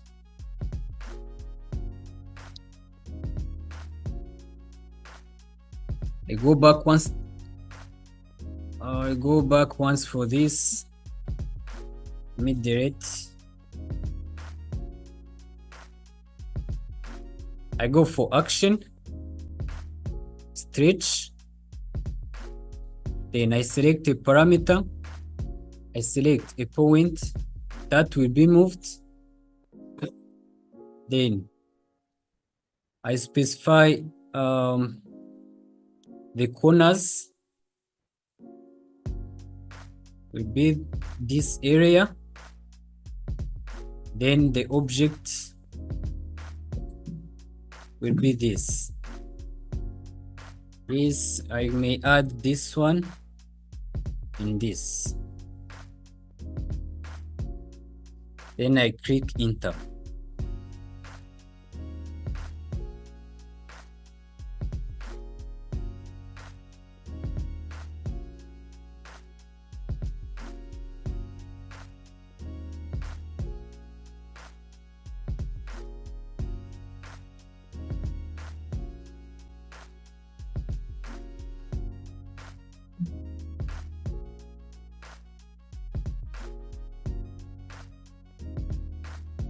So I will have this icon that's showing that shows that this edge can be stretched.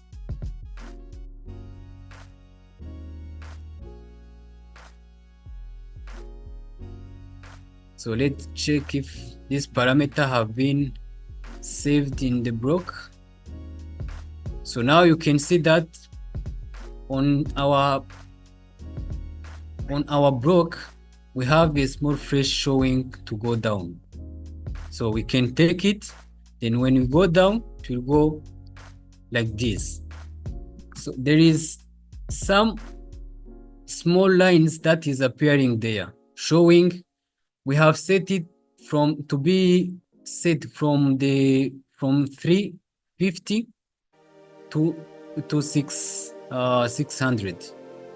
Yes, so we can set it according to those increments.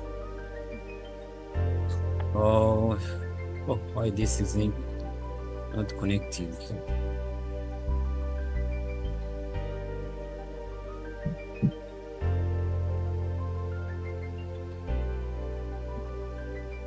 So there is one increment that need to be set again. Let me go back to the edit. There is one increment here which is not working. I have to delete it.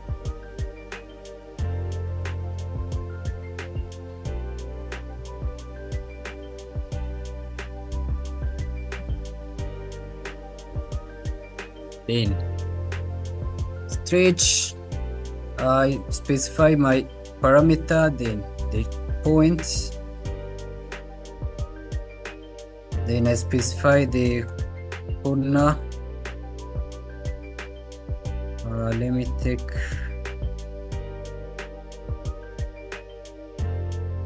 this, select an object.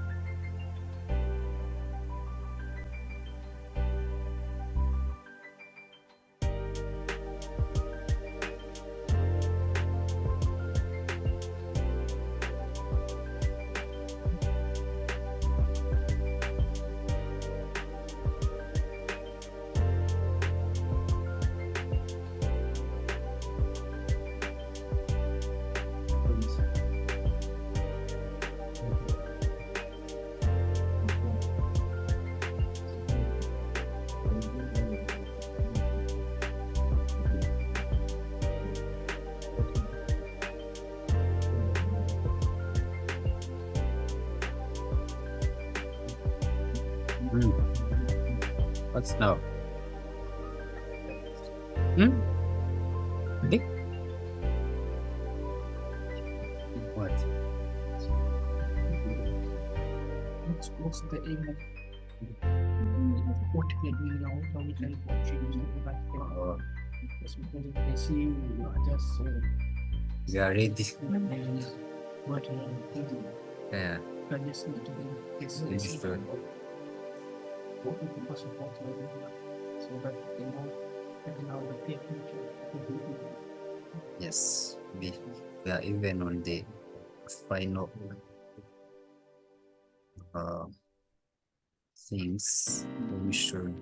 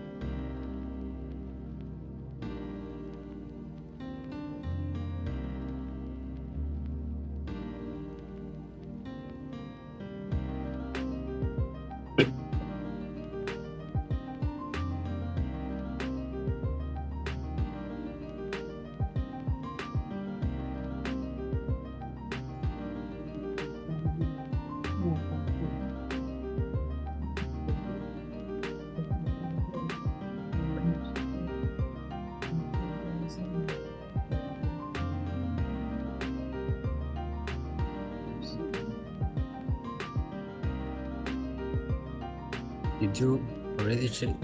Save? this one itself, but same house like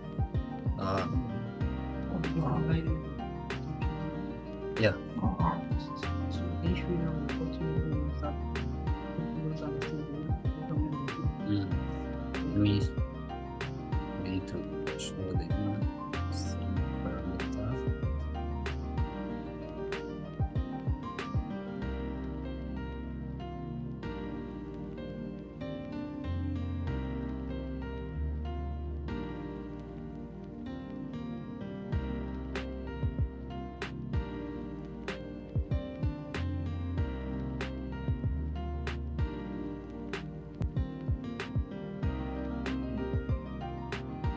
Alright.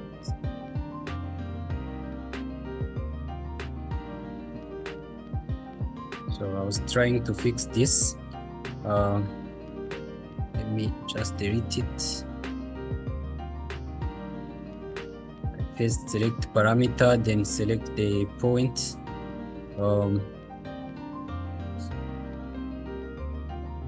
And select this, all of this. Then I select those objects. The object will be this, all of this.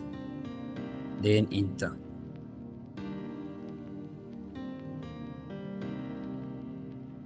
These parameters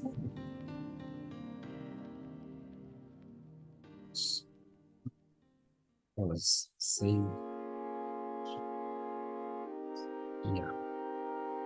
So means what we were trying to do was to set this is a block. So but is a block, but we set it so that may change their size according to our beam size or other things that we can be having the spaces. So now you can see that if we change this block have the direction that is showing where the surface or the size that can be adjusted. So it means when I come in a block, I may take this because this is the one that have those parameters for dynamic block. I take this, then I just put where I want to to put it. Then I select it, I adjust those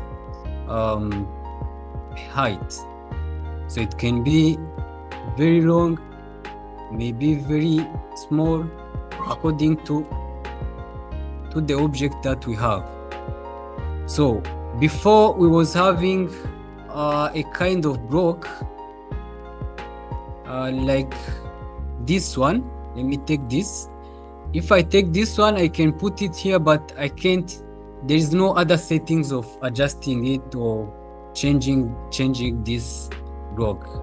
When I want to change, I will go in edit, and those edit will affect the other block where I used it.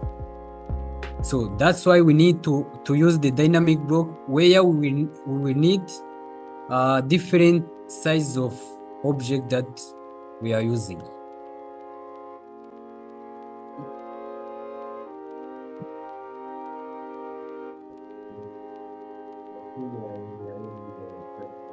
Yes, I'm using the stretch command.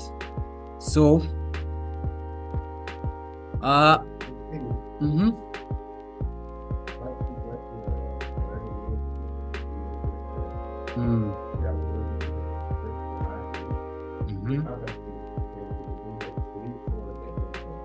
yes.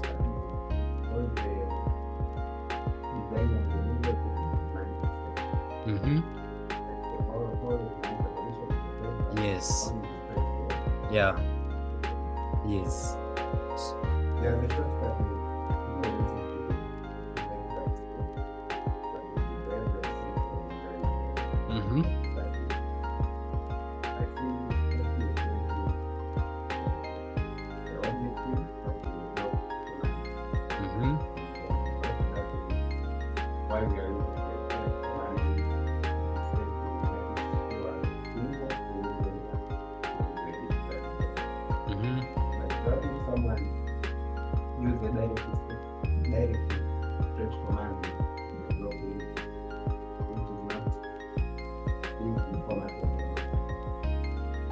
Just a normal, like you are saying, if it's a rectangle, then we can use the stretch, the common stretch that we have.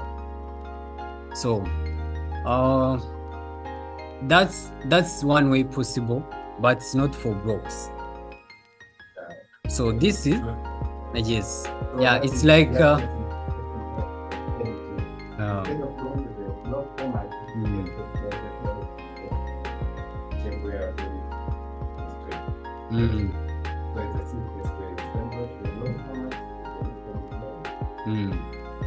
so that was one way that is simple, but it will take time. You know, if you have a building of like this building, and you have this kind of on the ground floor we have a beam of like 500 millimeter in height. So the second floor we have 450, and the third one we have 400. So means when you are going to do those details, you will need to come from the first floor, changing all the details from one by one, or you change one, you make a copy, then you go for the second one, you change one, you make a copy. Instead you may instead of doing all of those kind of jobs or take your time like that, you may come and just set one beam, and you give it the different sizes, then you save it as one block, as a beam block. So when you reach on ground floor, you have those for 500, you take your beam, you stretch it to 500, then it changes the others. When you reach on the second one, you take the same beam, you stretch it to 450. When you reach the other one, you go in the block, you take that one, then you put.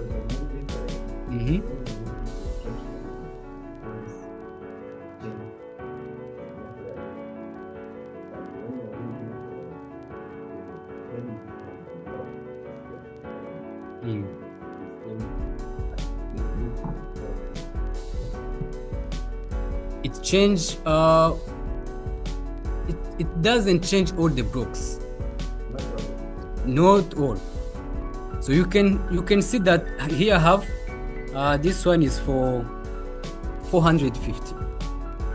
So if I come in the block, I can take another one, then I put it here, then this may come for 500. So you see, it's just one block but different size.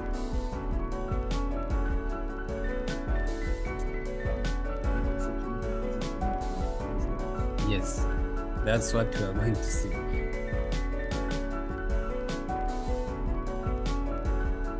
Is it understandable?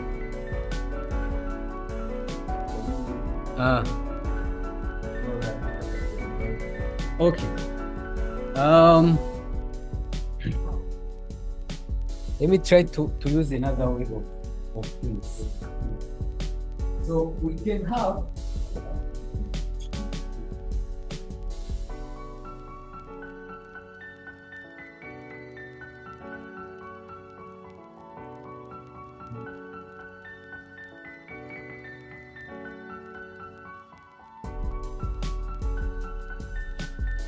a table which is like this. But as you know, we don't always have a table of 6 seats. We may have 4 seats or 8 or other kind of numbers. So for the reason why we need this dynamic block. So if we want to draw a table of 4 seats, so it have to reduce reduce itself in the size and even in the number of seats. So we don't have to go on each block and create one for 6, and another one for 4, and another one for 8, and another one for 10 or other things. So we need just one table that can be adjustable on each seat. Yes, means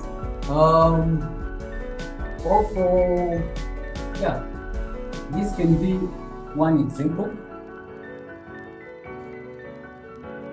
The other example is for the objects. This can be used for the objects. If like you have a simple object,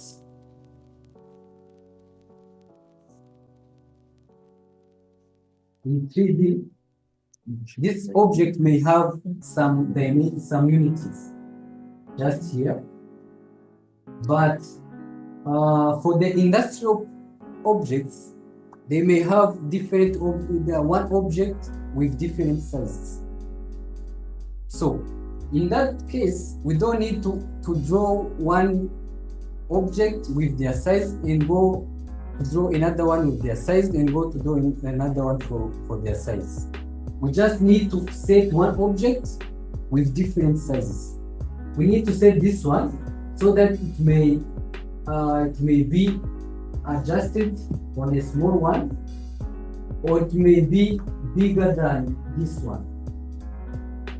So in order to do this type of setting of parameters, we use the dynamic block.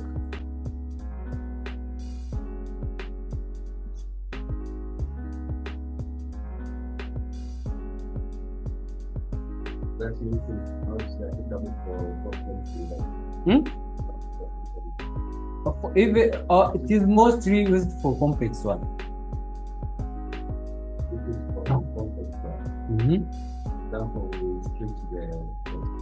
Yes.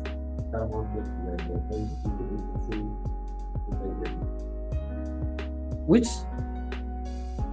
I mean, X, Y, yes. Yes. We are only strict the Y. Y.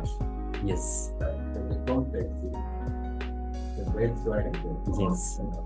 So how can we say first parameter? Yeah. Yes. For now, we will setting the Y axis.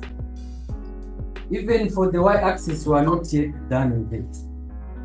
So we are just setting this one as an object. Then we have those timbers there. We are just setting this line only. So we have to set this hose so that it may go according to those distance, or it may reach somewhere where we'll be having a big height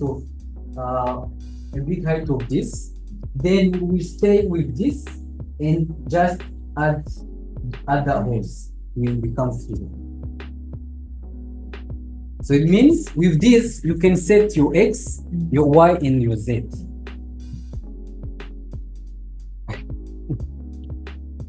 Yeah, for now it will be complex. Sometimes Just when I try use to understand the Y on the Y one.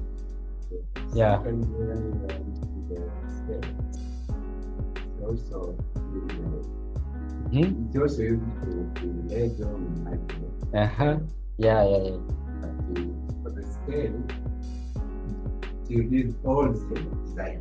Okay, you parameter, Yes. so that means the difference is when I use the scale or the design. When I use the stretch, it's just you can see the parameter. Yes, just what you want to increase on the size that you want to increase.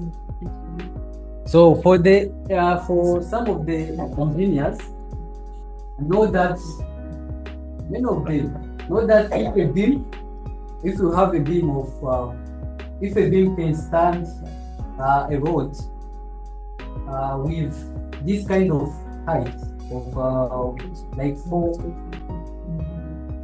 450. So the time this beam increase their height, so there is the level that we need another reinforcement. We need the second, the third timbers there. So those are the settings that matter according to the height of where you are reaching with your object or your beam.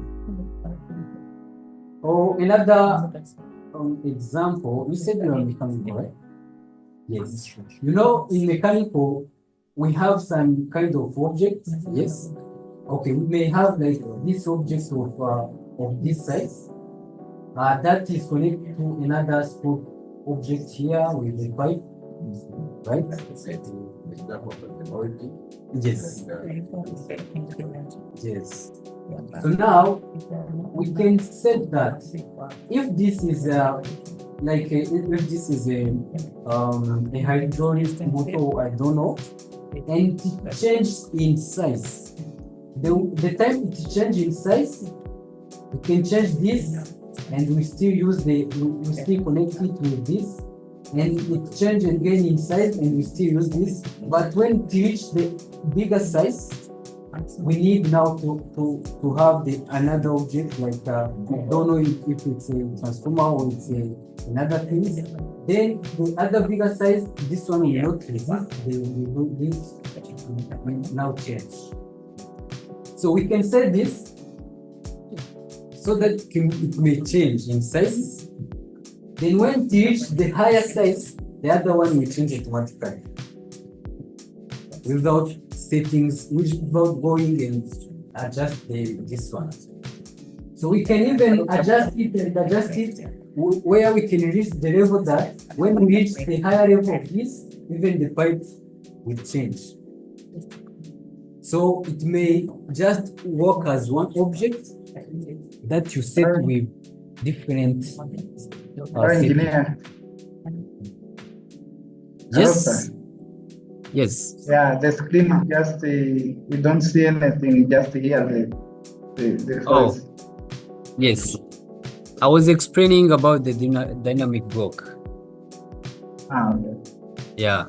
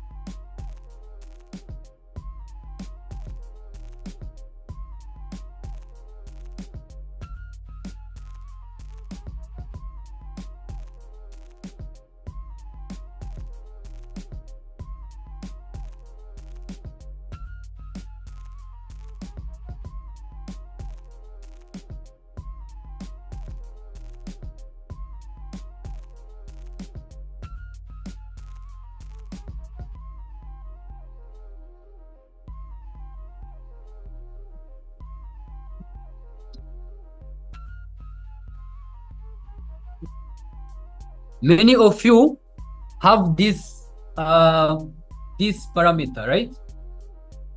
So you are having it naming distance 1, means you are not yet it is not yet set. So we are going to set it again. We are going to select this parameter, then go for the properties, rename it for the property label.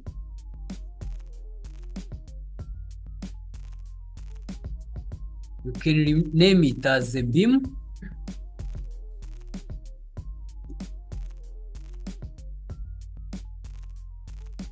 Why do I write a beam and take that pose? You don't want to rename it as a beam.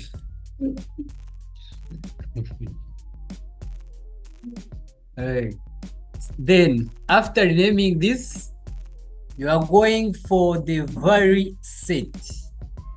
This is the one that is controlling all the changes of the object. The vary set.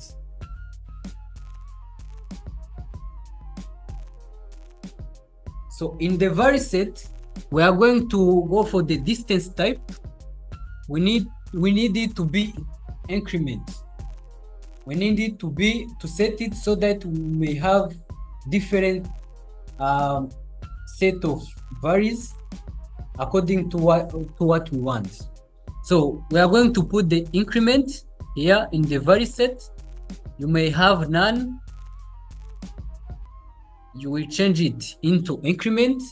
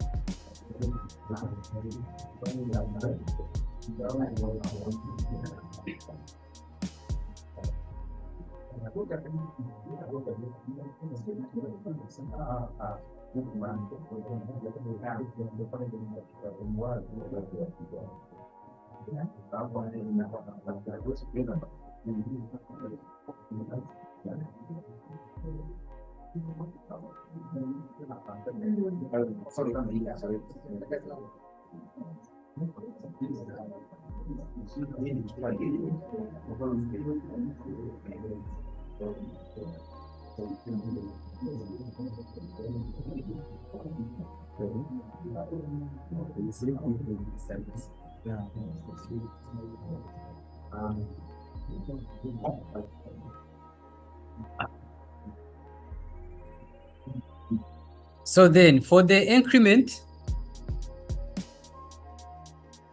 let's set this increment, then go for range. It's 2. Then for the, are you seeing on the screen here? Huh?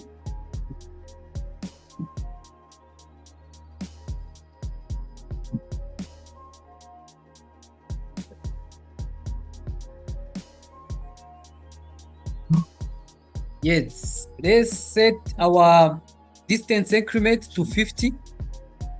It means when we change our object, it will change in the distance of 50.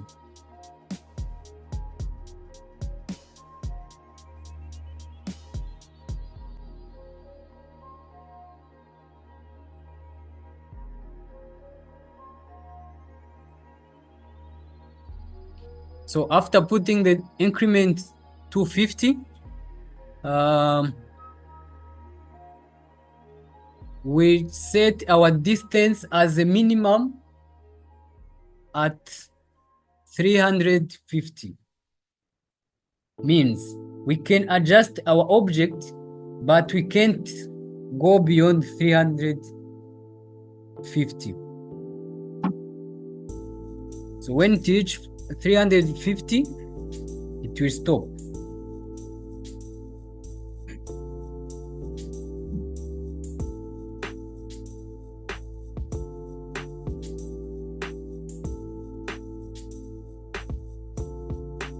Yes, I was saying that we are setting our value set for the distance type. It will be 50. Means when we move, it will go 50. Then when we move again, it will go 50. Or when we come back, it will be it will move a distance of 50. Now, for the distance minimum.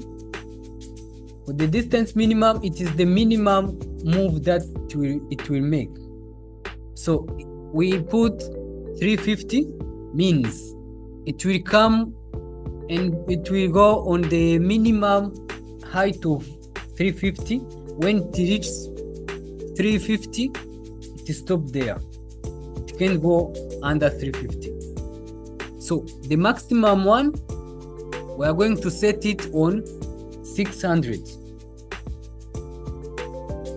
Means we are going to stretch our object until we reach 600.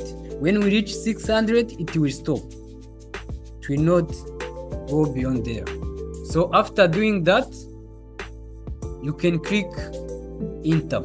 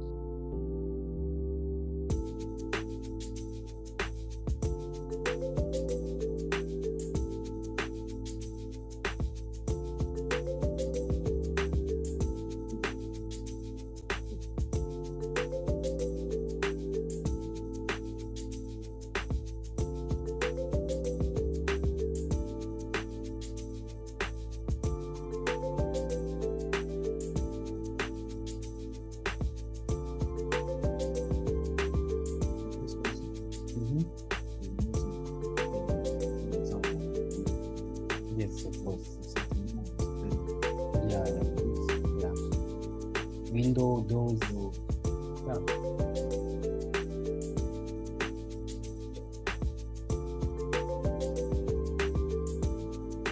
So then after that, we have one additional step that may give these settings to work. So we are going to actions in this palette. You go for action. Did you see where action is? No? We have the parameters, action, parameter set, constraints. So we are going for action. Then click on action.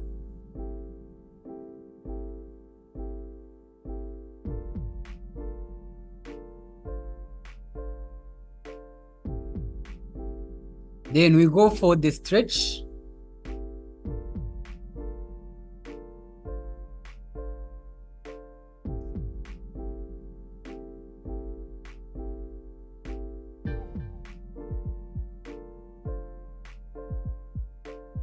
Then after clicking on stretch, we are going to select the parameter. Means the first parameter that we need to select is this one that we put there, because the one who is the one that we control our object. Then we click on the parameter. Then it will ask us to set a point that will be moving. So on this parameter, we need this point to move. So we will select this.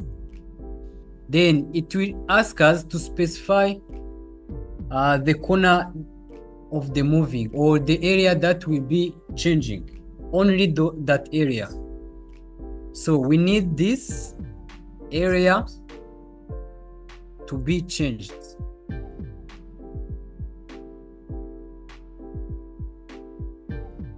Then after that one, we need to specify the object that will move. So we will select this one and this. Oh, let's make a quick selection for this, those lines, all of this.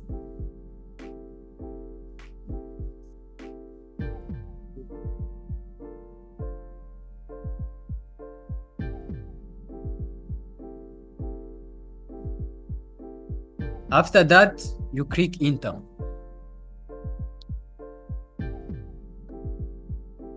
Means you are done with setting the stretch of this rectangle. So now we can close the block editor if you are done with that. Then save change. We have it. You will check if you have this arrow. If not, means there is some errors.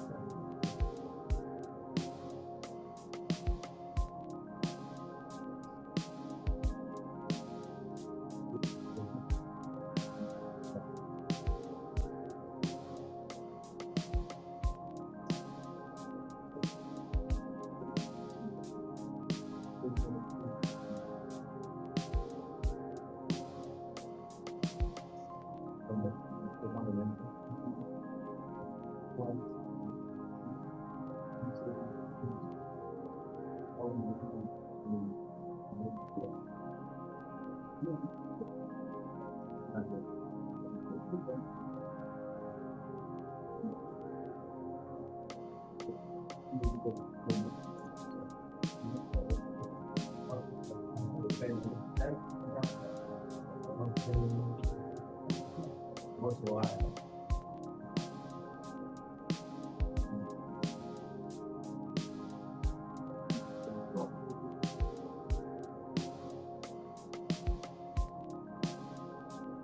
Yeah.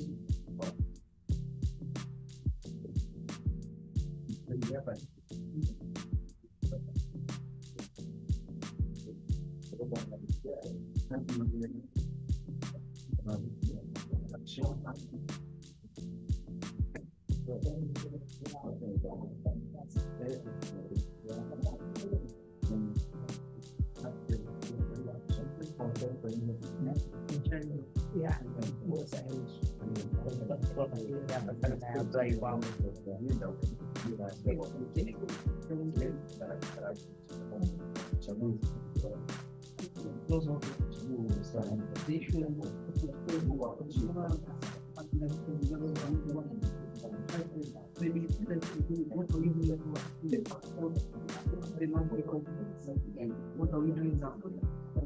This can be a really bad where it's bigger than the for you and I mean, you think about it as a nice. Why would you play that part in the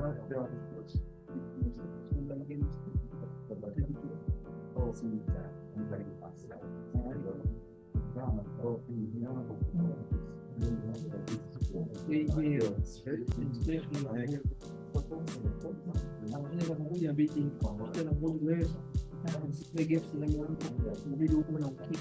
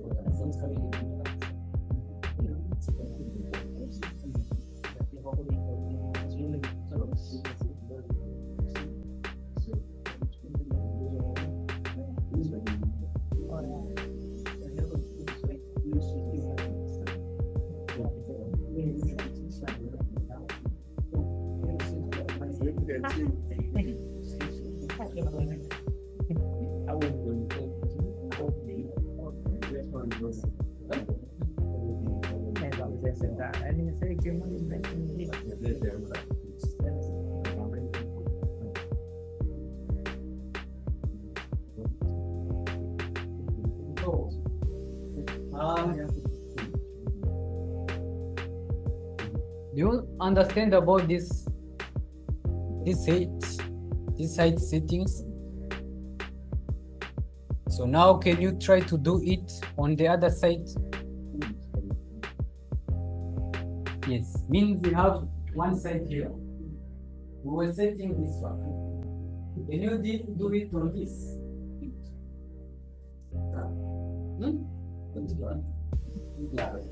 But you have to remember to eat.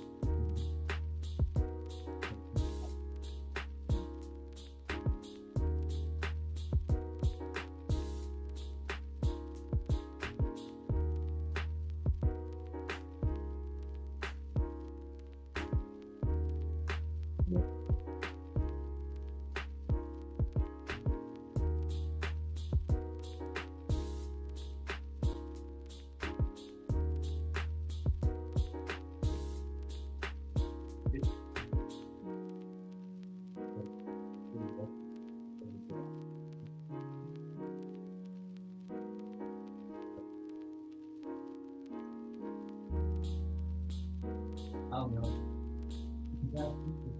Yes, now we are facing the last one. That's it.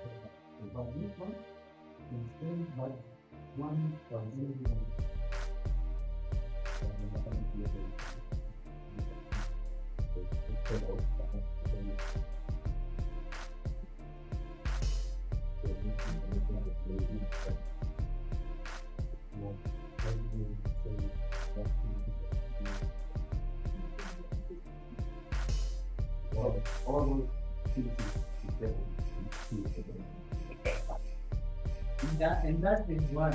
That is how to we'll say that.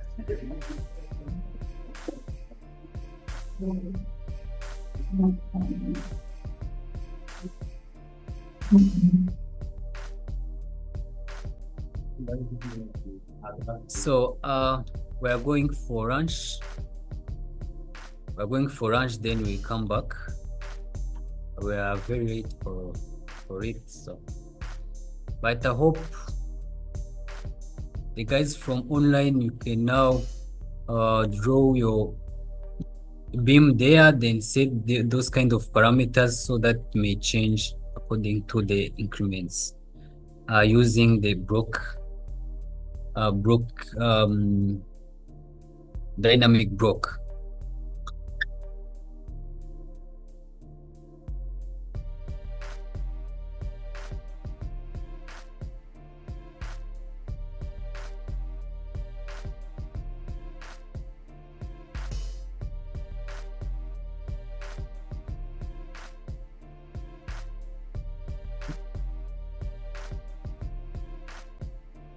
So on our many our many tabs, on our many toolbars, here in the toolbars we have up here we have a parametric.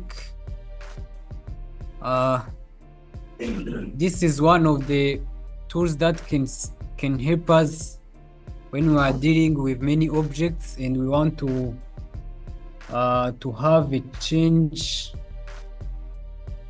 between them. We can just take them and group them. Then when we change one, so the other one will continue to adapt, to be adapted to the other one. Like when we have, for example, a rectangle like this, I may have another one. I may have another one here. So I can need to align those rectangles so that it can be like one object. So I may come on parameters, then I go for align. This is colline, then sorry.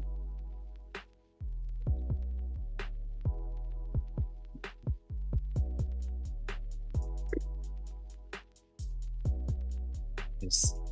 Okay.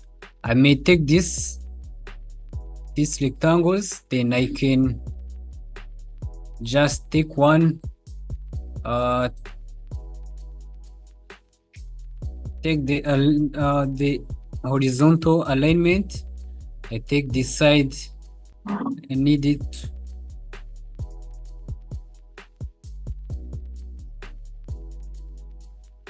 I need the thing. Reach.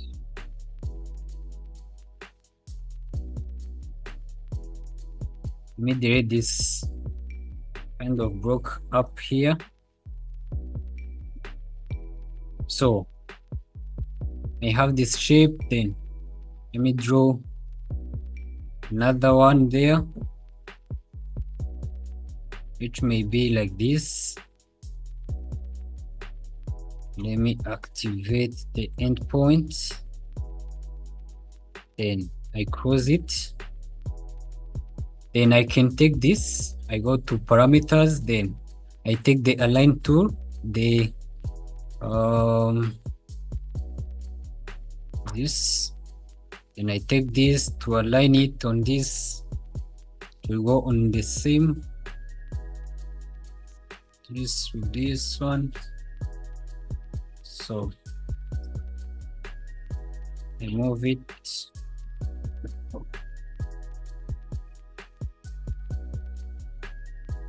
So I may take the vertical one to make this line vertical.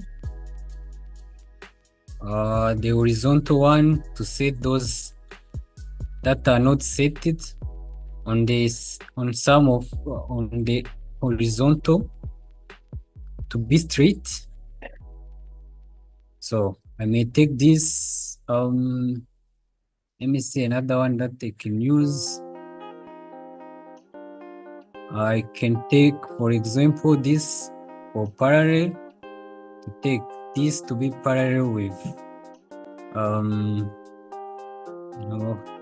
let me take the vertical one, this side to be parallel with this one, may change according to this. Then I can take this one for perpendicular, then take this, go with this, it's just perpendicular, then join this with this. So you can make this straight, even this one to be straight.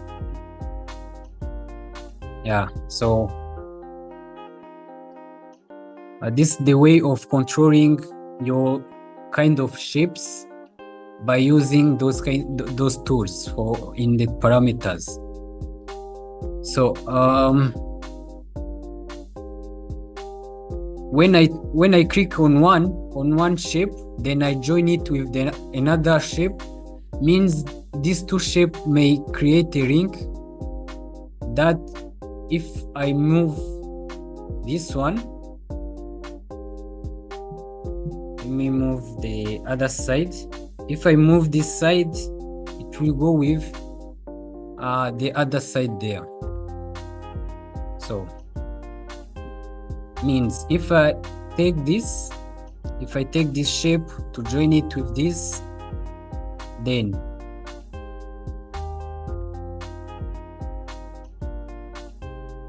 I take the other one, will be the center.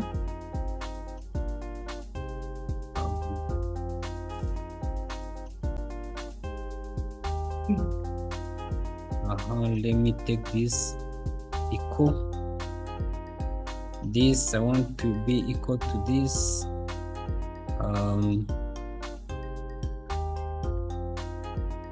So if I try to move the other shape there, we'll go with the small one that is attached on it. So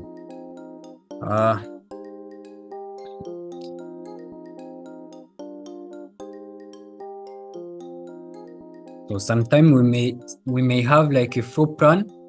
When we are starting a floor plan, we may use these metric tools, and then we set all of our lines to be to have to set one to be depending to the other one, so that when we move one, it may maintain the dimension, the internal dimension of the other, so it may follow the shapes.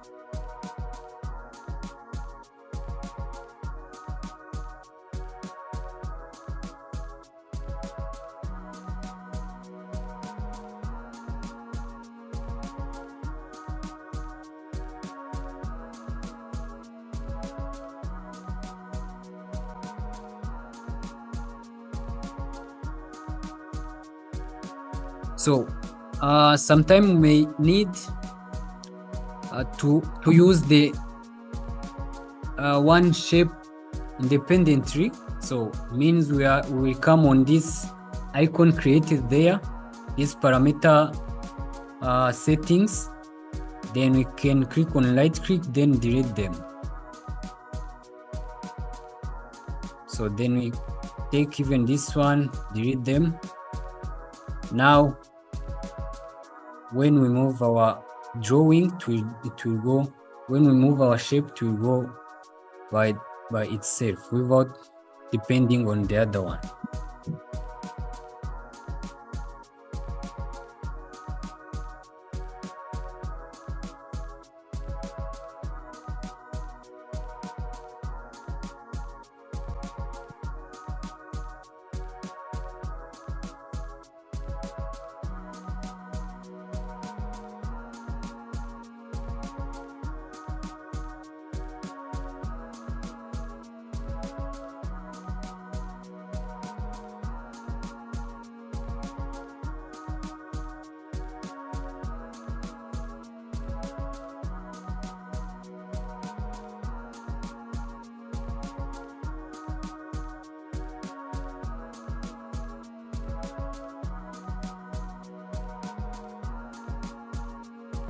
Right?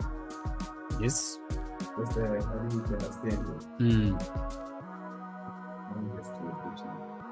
Yes. Sometimes when we are going to create like blocks or other objects, we may start using lines. most of the time. Okay, always we use lines. So we may need some constraint about between those lines before when we are still managing to draw that object that we want. So in that case, we may use this kind of parametric settings so that may help us to not just have those changing unities or dimensions or shapes, things like that. Like when we are drawing a complex things, like we want to join many kind of shapes in one object, we may need this parameter for helping us to manage those kind of objects. So like we may have like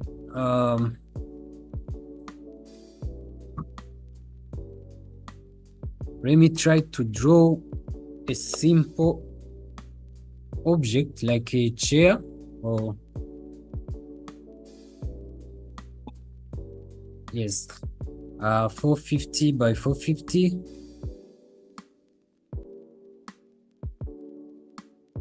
Then I may have some demonstration for the legs of the chairs.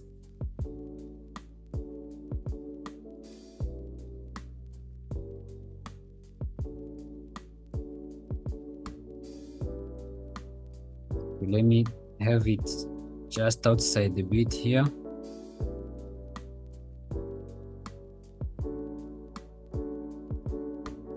Then take this to the other corner here, then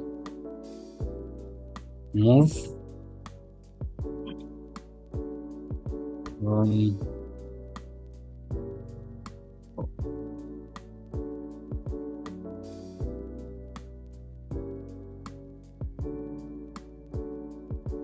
let's type 40, then make a copies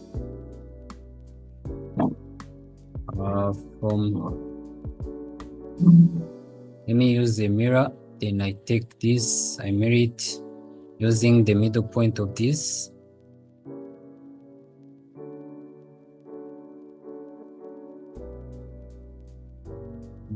Guys, no, the two here, I make a mirror of them like this.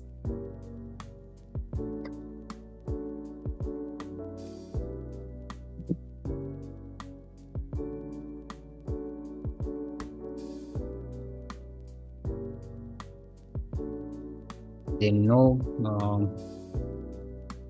I can draw some circles. Can use 3 points. This one, and this.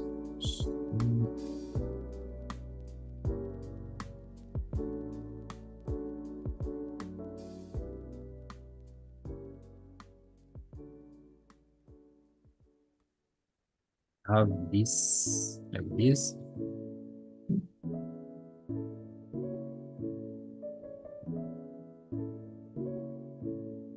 Then I'm going to have an offset, or I can copy this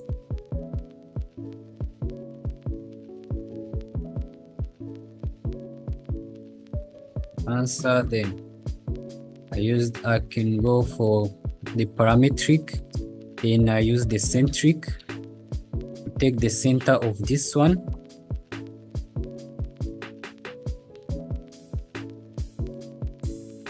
Match it on this, it's the same.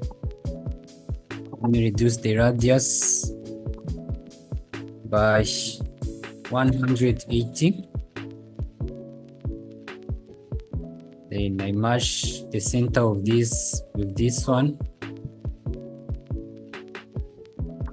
So use it by there, then I can have a break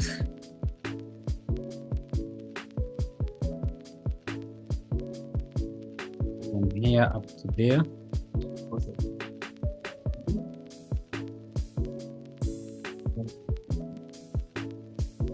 Then I trim those lines.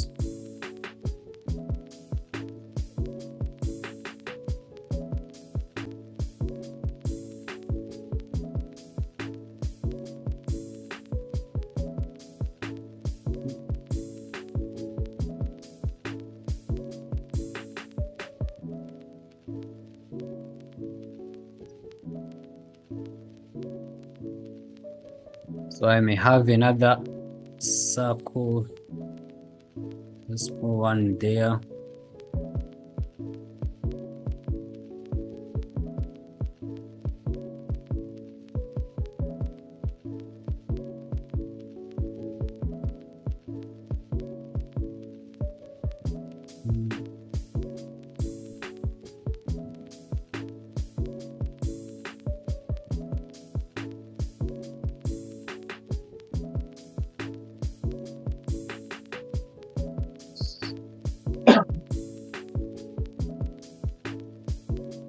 Trim those.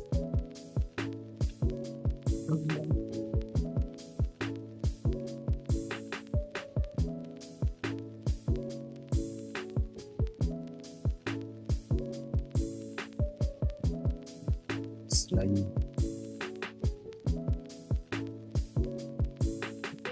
This one.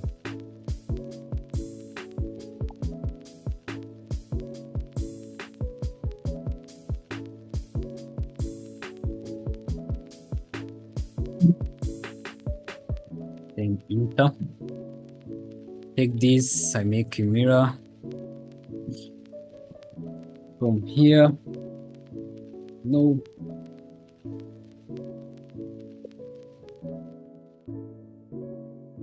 So I'm taking this one with the other one there, with the other one there. Then I group it so that it may appear as one thing. Then I move backwards.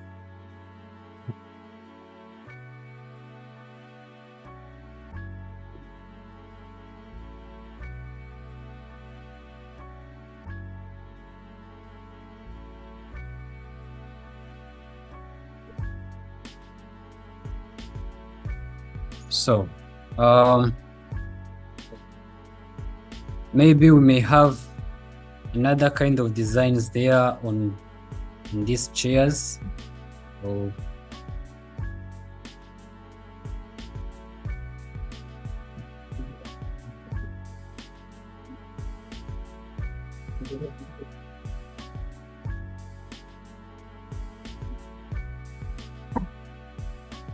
Yeah. Then you can align them.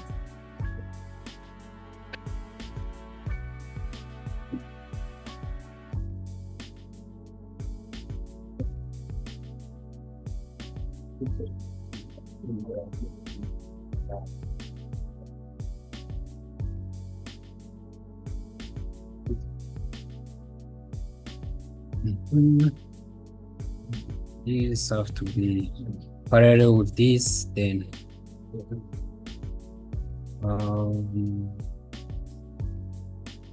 this to be parallel with this,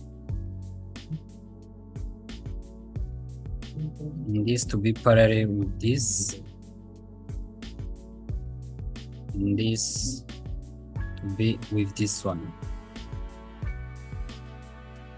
So means because this all of these three rectangle is I've been using the parametric for the I've been using constraint to make it on the same line. I can take this when I reduce one and the other one will be reduced. So I have to take it like this.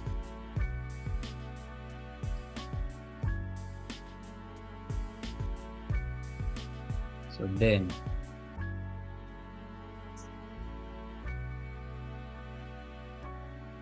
I can take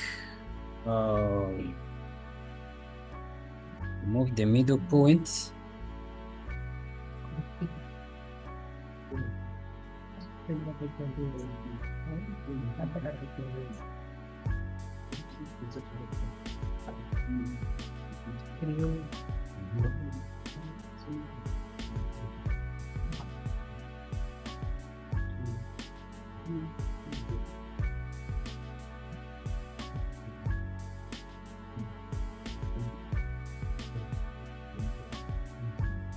Mm.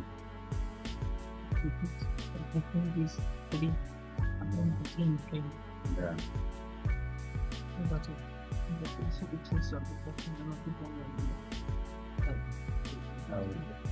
I'm just trying to show how. So take this, move here up to there, then trim this and this and that, then again trim this and the part of here. Then I make a copy, a mirror of this, and me activate my middle point.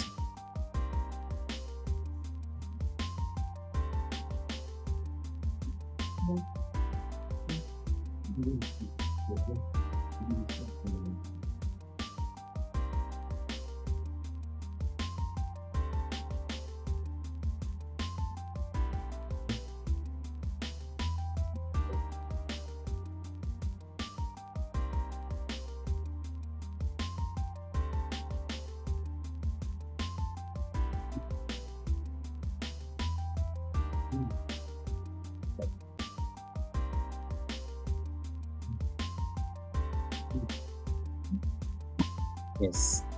So now I have this simple kind of objects.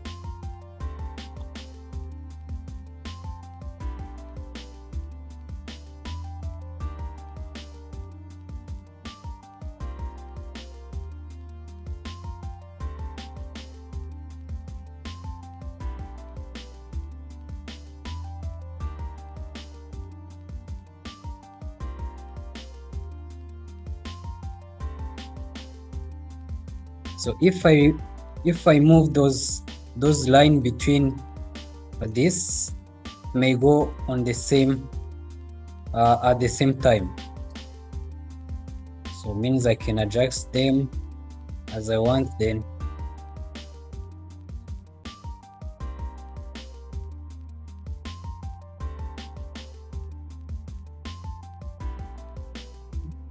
Then I go to parameters, then parallel this to this.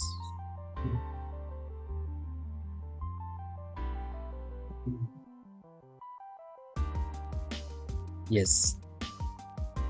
So this may help us when we have an object that we need for the alignments and the this to make something in the centers or things like that. We need those small things. Okay, my question is, Yes. let's say here, we need to know, we have this parametric, we need to know, in a parametric, there are these parameters.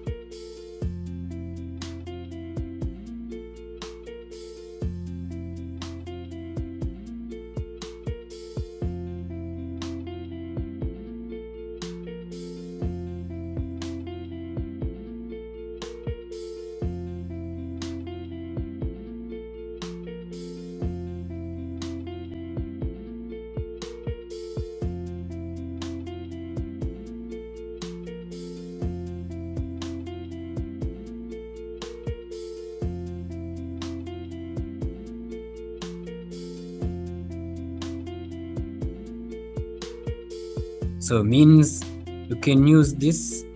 For example, when you want to join the center of this rectangle with the center of this one, we may come for the first.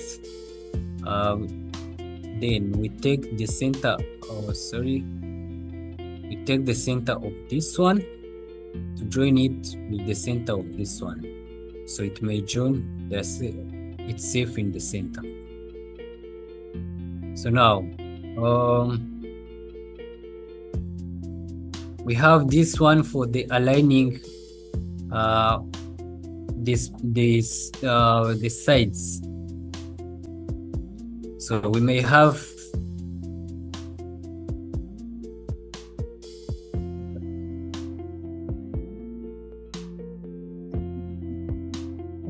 Sorry. I think not everybody are aware for this story. That is so maybe I can organize this to track the story. The first thing I suggest demonstrating how to use those parameters is beautiful. Second, to go for complex objects to show how those parameters work. Okay, I think the better way to start just we can use it one by one. Maybe, for example, you go to the parameter, you can say what the first line is and how it's functioning. And then go to the second command. And that's it. You can go to the second command for the line. How line is, how it's working. I think that is the better option. Everybody do. That's what we can do. so good. Now we are going. So we sing for the first one, for the middle constraint. Then we can be having another one that we can need to make this parallel. So we can take the parallel tools. Then we take this side to be parallel with this. Because we have a middle constraint. Can have another shape. Let me draw a random one, which is not parallel to those sides, which is like this. Then we are going to make it parallel to the other one there. So we are going for metric, then click on parallel. We want this side to be like this one.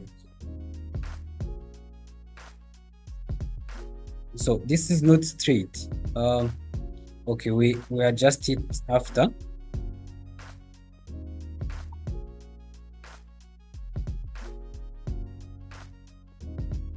So let me use trim fillet to join those.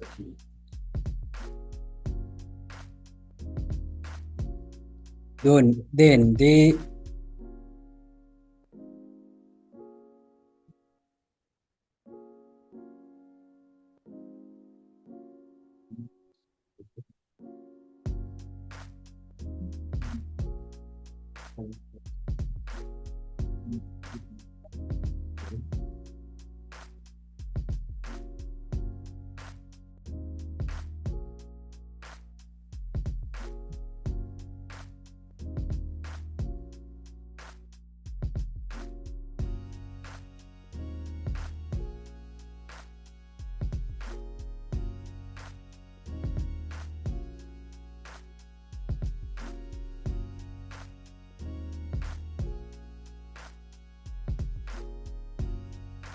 we can take a rectangular shape, a circle.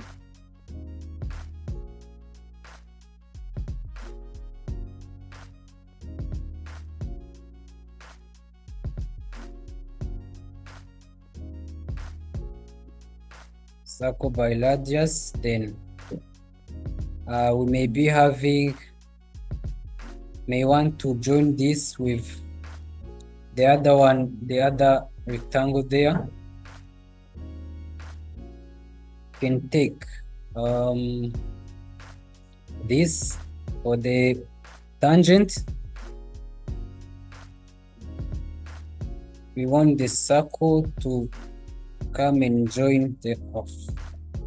I first draw want this line to be attached with the circle here. So we will use the center line, the center one, to join the center of this line with the center of the circle. Go for the center, then I take this one, I join with the center of the circle.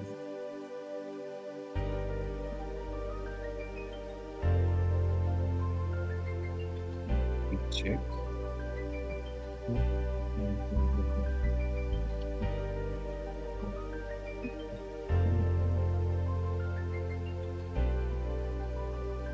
So because this is a rectangle, it's very hard. Let me just delete this parameter so that I can redraw it on a line. So if the circle was near the line here, may be easy. We may come with the tangent, then we take this, join with the circle down here.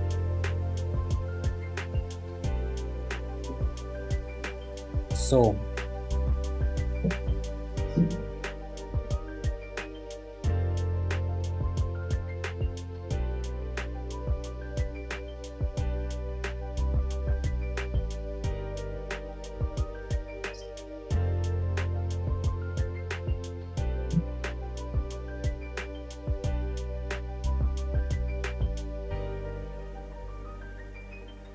means when I go for the line,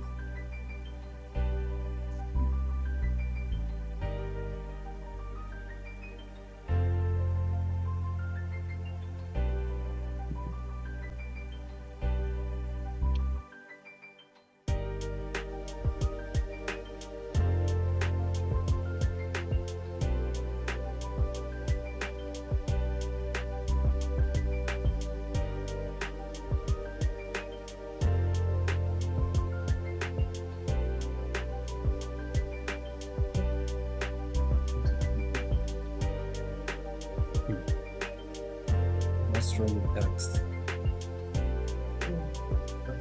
You have to first delete these parameters. Yeah.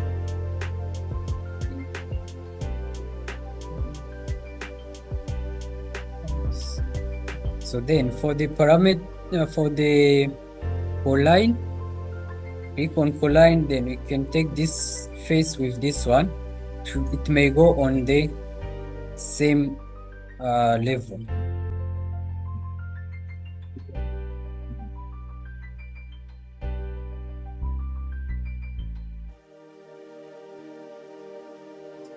So line will help us to align two sides which is not straight.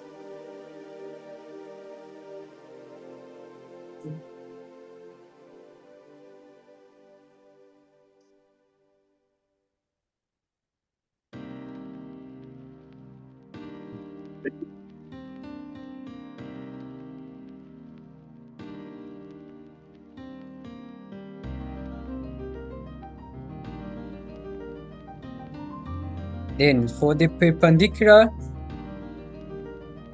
we may have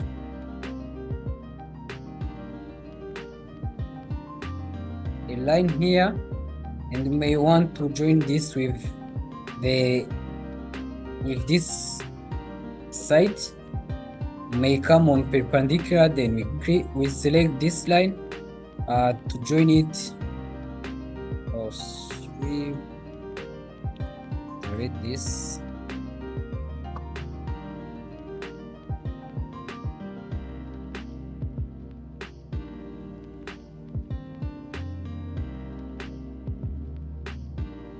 this with this.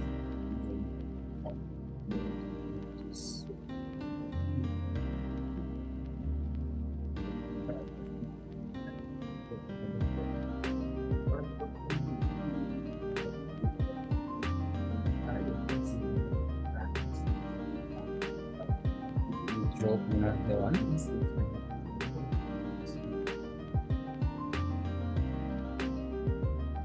So let me try to draw line which is not straight.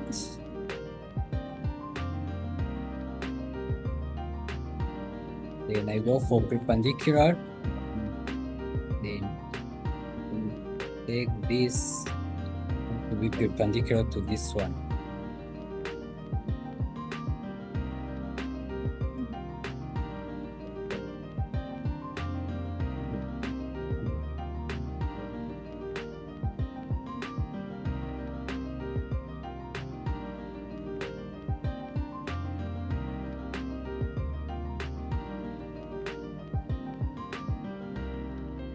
So when I have a shape like this which is not straight, I can come for the perpendicular, then I click this. I need this to be perpendicular to this. Now it will adjust itself.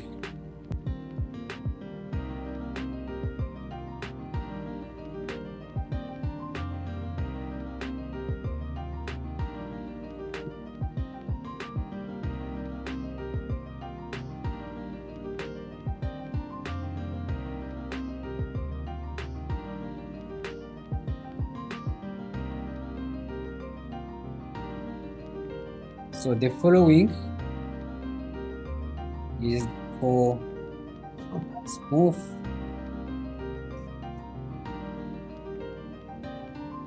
We have some polylines.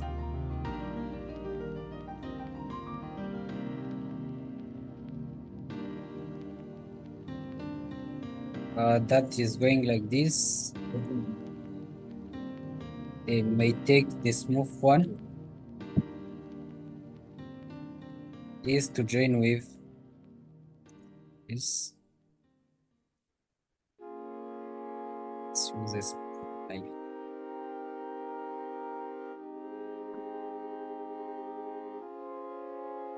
So for this, let me use a spline line.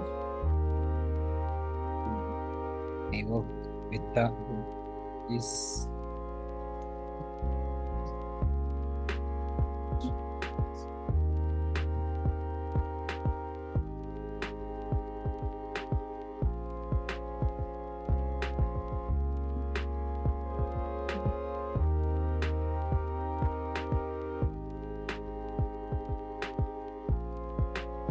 So this will work for those kind of curves.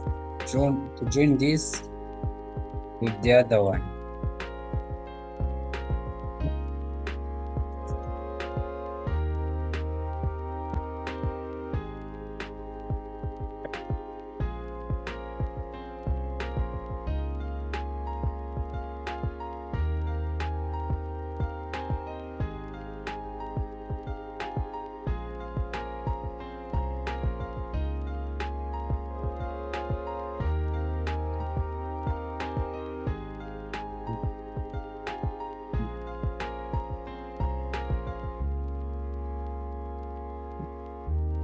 Then for the centric,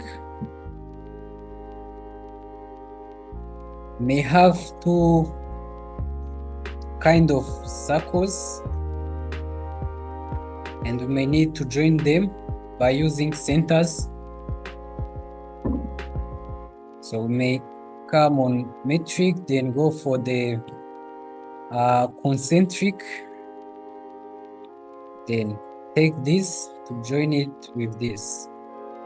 Then this will align between the big one.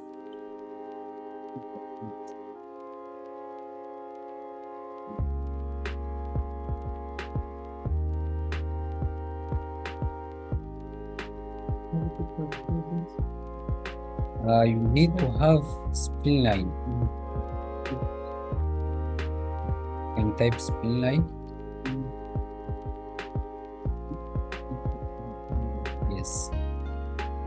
Then we draw. Please activate this one. Okay. Okay. Now we can draw. Oh, deactivate that. Yes. Then you can draw.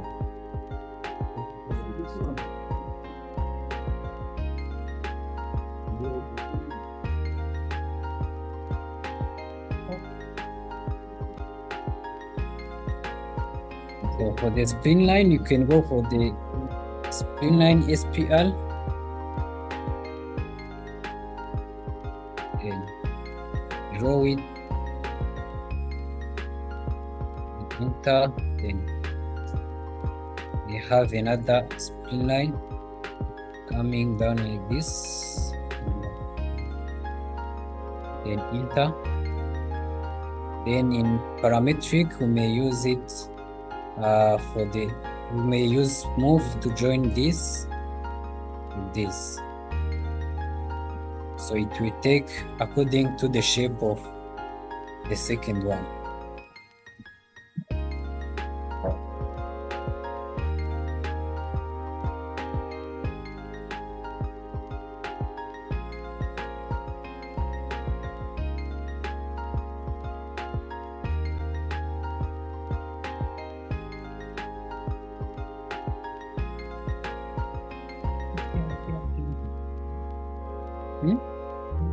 Is it join?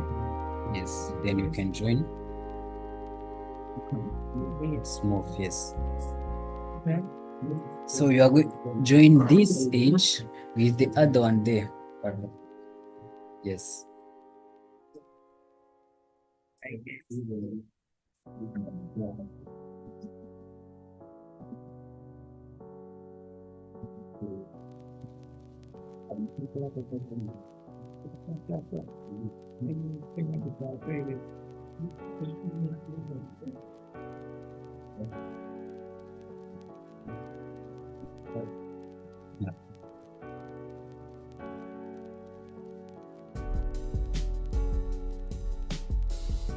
Hello, Nziza.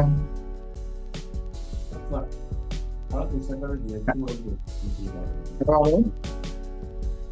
Hello? We can't hear. Separate? We Oh, just so- the cars are moving, but the sound can't hear. Maybe we check that. Okay. May go back. Yes. To disconnect them, you need just to show your parameters. Show them. Then if you want to delete them or to move them, you may come on one parameter, then click on right click, then delete these parameters. Then now you can move your drawings. Like these two circles, I have used the centric to join them. So if I take this and I move it, it will go with the second one. So to drag one of them, I will come here, then delete this constraint. Then now I can move this where I want.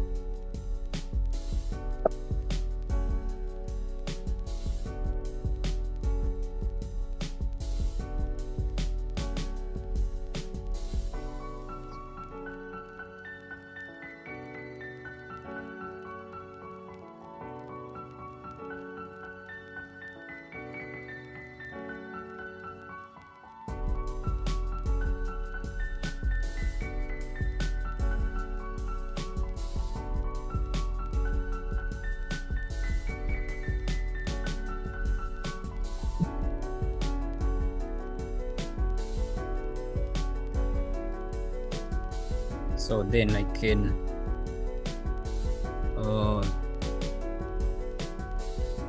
have some shape, like a rectangular shape. Then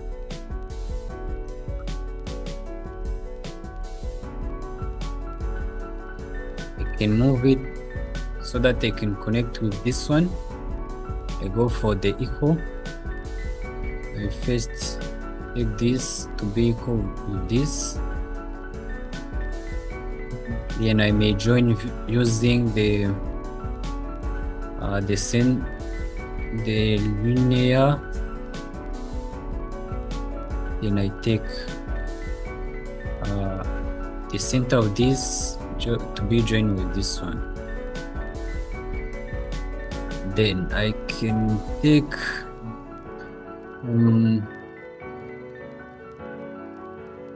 want to make this straight. I may use this vertical line.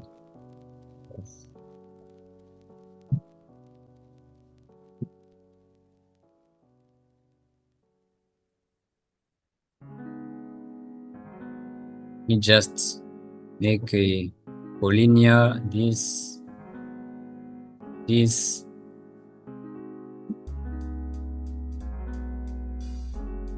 then make an equal, this to be equal with this, then make it straight, this to be straight. Okay, let me make it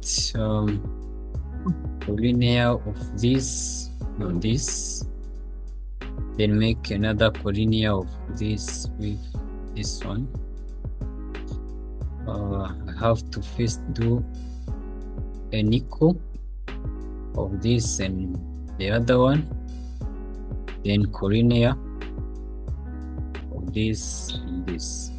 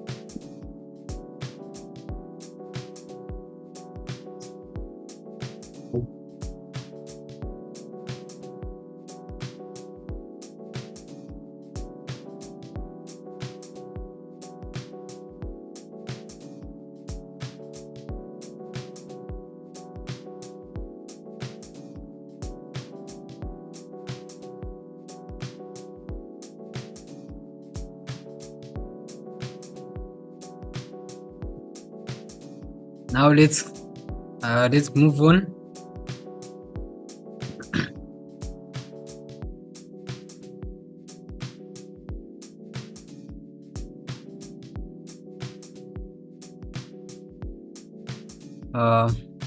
You will have to create your own object according to what you do by using those parametric settings.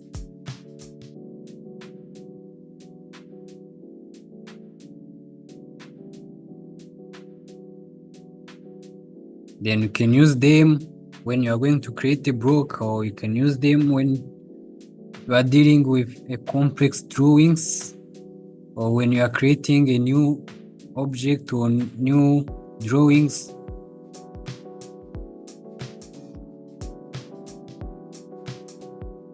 So tomorrow we will come back on this, so don't forget it.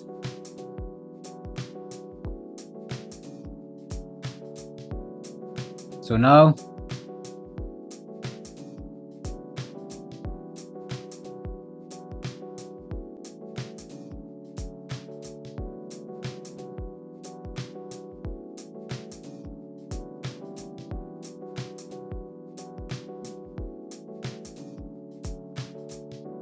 are you still working in this file that have many layouts, or you just opened another file? For me, like I have like 5 or 7 layouts.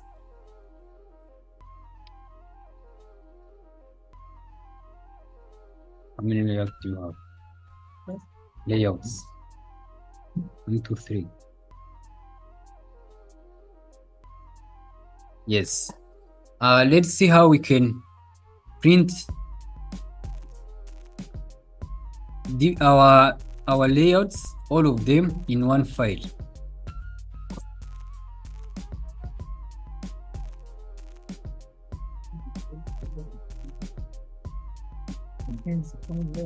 Yes, in one file, in one PDF file. So it means I'm going to combine all of these layouts that I have here, and I save it in one PDF file. So I will go for batch command or batch prot. This one will help me to set my drawings.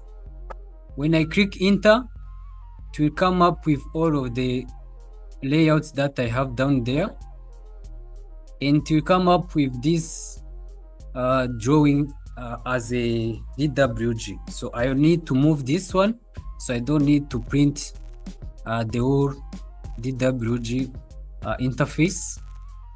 So I will take this, I select this, then I move out. Then after that, I click publish. For the location, sorry, you need just to locate the SDP DST, but suppose we don't have it, then publish. Yeah. Okay. Yeah, the locations are there.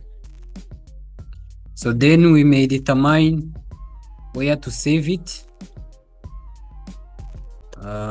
May name it Thursday.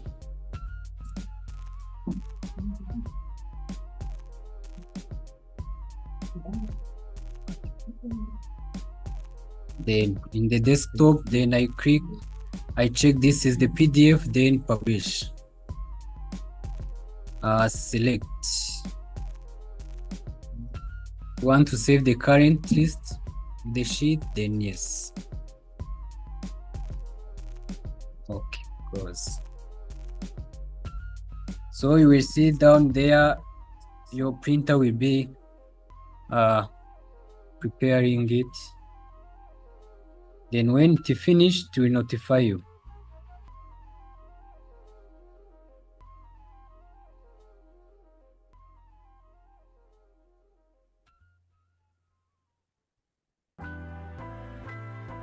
So then I can click do not show this, then close.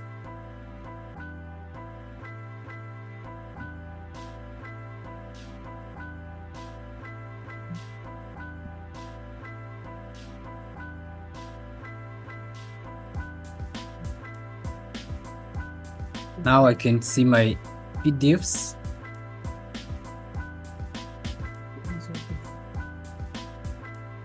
I will have this Thursday PDF.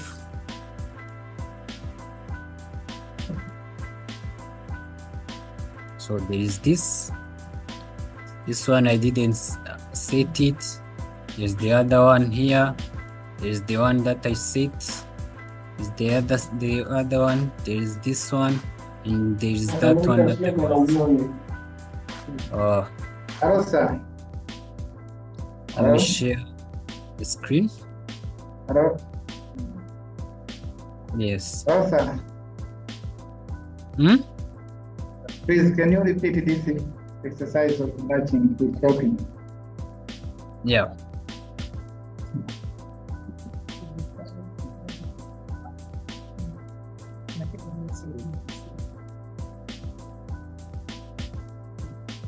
So I for exporting I use the batch plotting.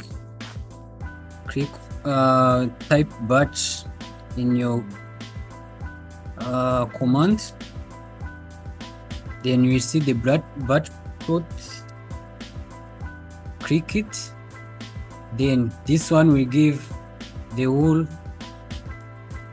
layout that you have in your file. So you will need to take this out. You select it, then you go for the removing sheets, then you click there. So even you can take the a sheet that you don't want to remove from the other one, then you remain with what you want. Then we can go for publish. Click on publish, then we have this table for locating our PDF.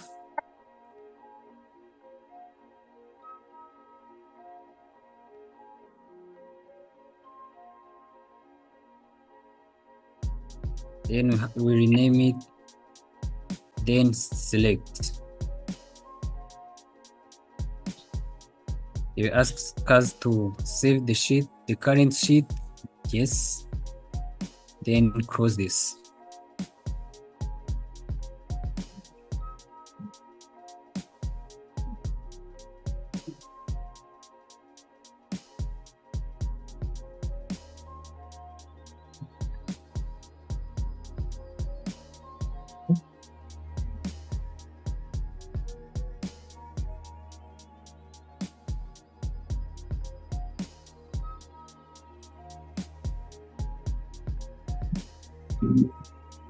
Now we understand this. Sorry? Yeah, it's clear.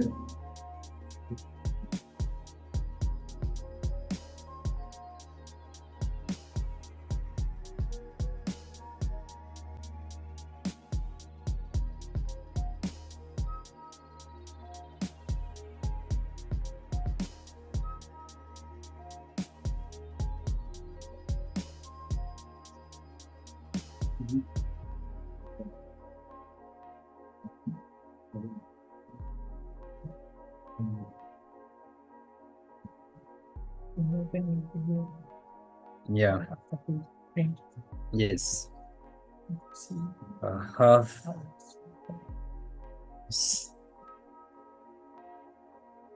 use this one.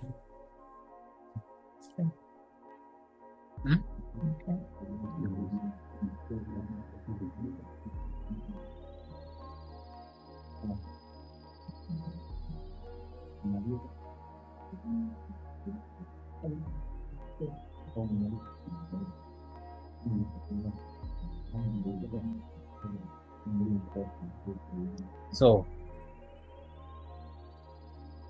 this is very simple.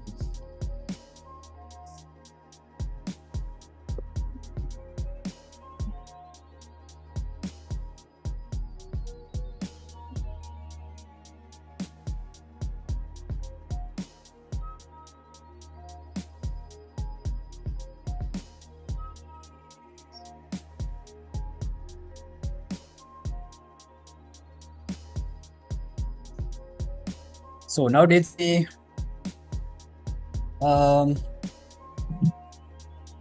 the last thing of today.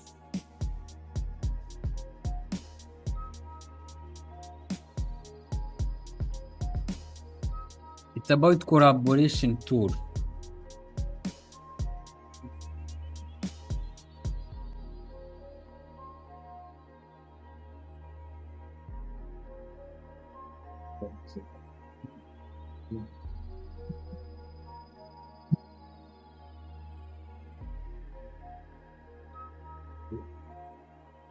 So some of you may work in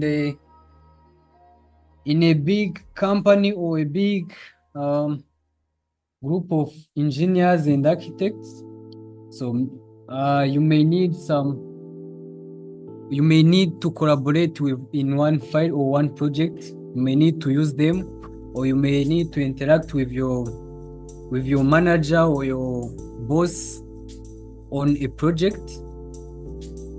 So in that case, there is a way that can help many designers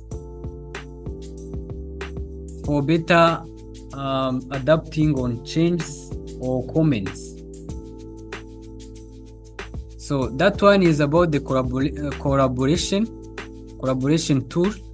We can find it on Collaborate. There we have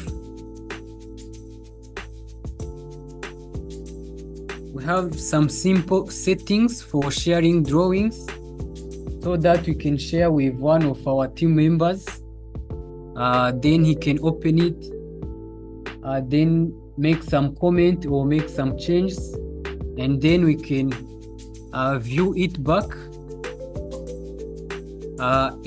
And those changes may not stop us to work. We can continue working when the other one will give us the comment after 1 day or 2 days. Then when he's going to give us a comment, we will adapt the comment by where the project will be so far.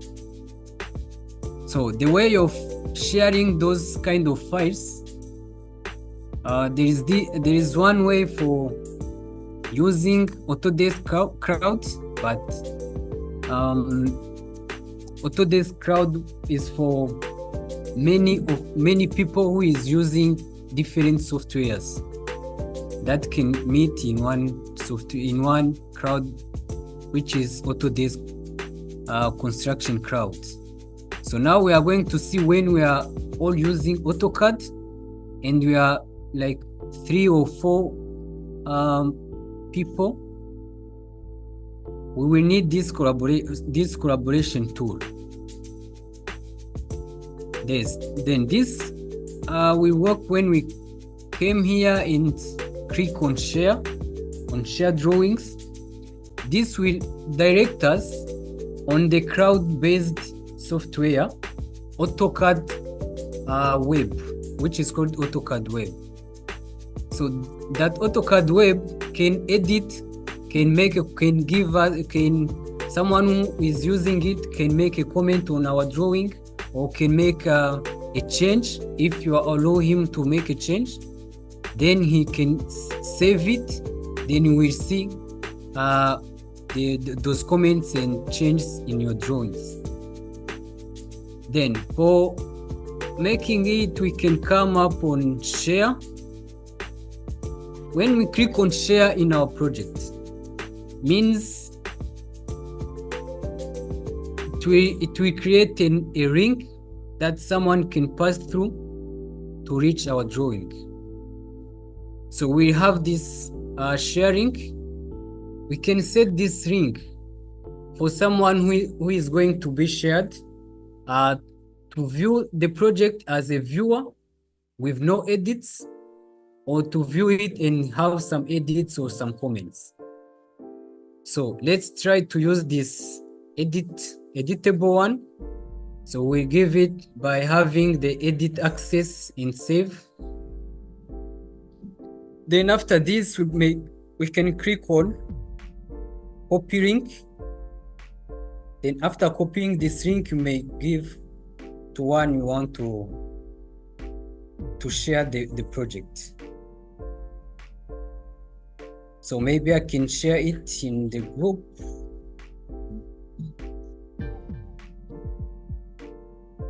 So someone who have this link will access my drawing and make some changes. So if I click on it, it will direct me to the AutoCAD Web.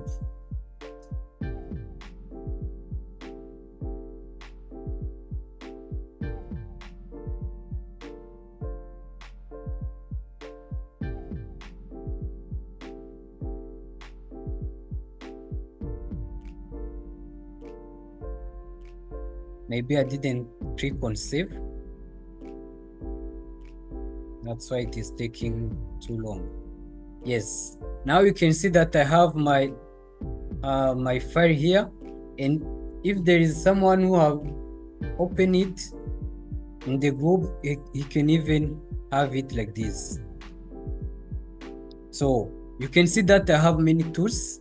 I can make some changes. I have some polylines.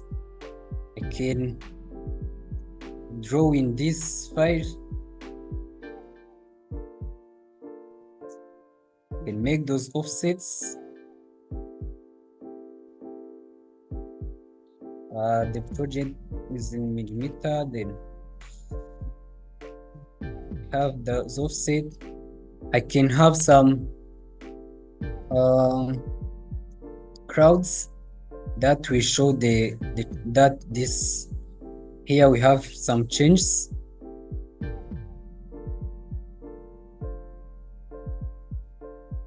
Or the other way of making or showing your changes is by using trace. So we have you see that if I have this drawing, I can even edit anything that I want. So for giving some comments, we need to use the trace. We create a new trace. So it will come up like this. Maybe we can come here.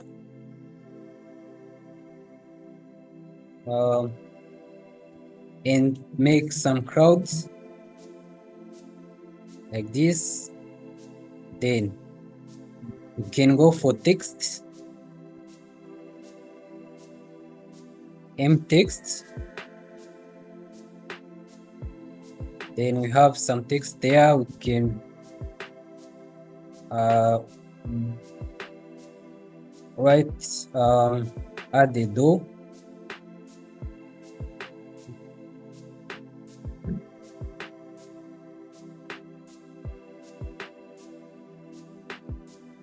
So we have it like that. Maybe we can move it just here. Then we may create some lines.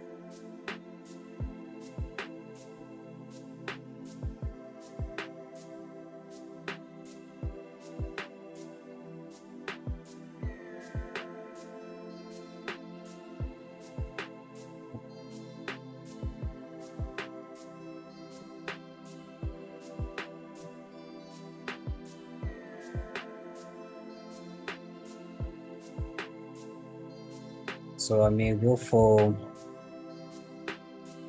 another line here. Then I go for trim. Trim this line and this. That one. That's this. Yes. Then after making your edits, you may click on the down fresh there. So in a trace, my comments will appear with my name there, so that if someone view this drawing, okay, you can see the drawing, yes, but you can see the changes. It's a matter of coming on on trace, then open the trace. You may see that here there is a change. So when you close the trace, you see that you can see those changes. So if there is someone who is just giving another comment, it will be added on this trace. So after this, I can click save. Then I save it on new folder. Have this and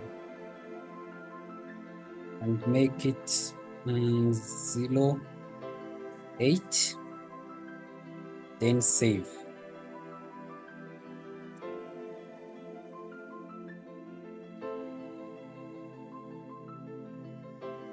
This drawing has been unsaved. Save and open.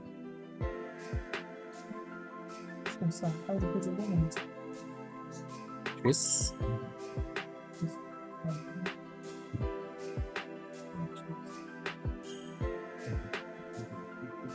Then after saving, I can come back on my AutoCAD. Then I have my drawing there. So to access that drawing, I need to come up here. We have some icon for the web, AutoCAD web. We can click on the open from web, mobile. So if you click there, it will come up with that folders that I was having. Then I open the new folder. Then Tuesday 08, I open it. Then it is loading, come up with this. So you can see that all of those changes are there. You can take this, then make a change, then those changes. and I can come for trace palette. When I go in a trace palette, I will find my comment there.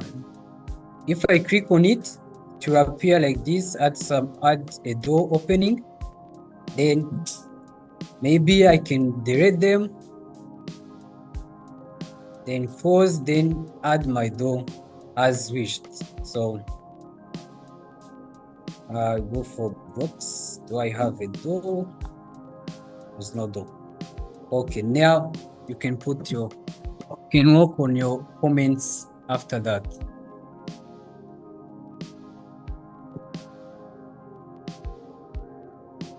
So after this, after making those changes, you may click on save as web so that the one who have it can see your changes.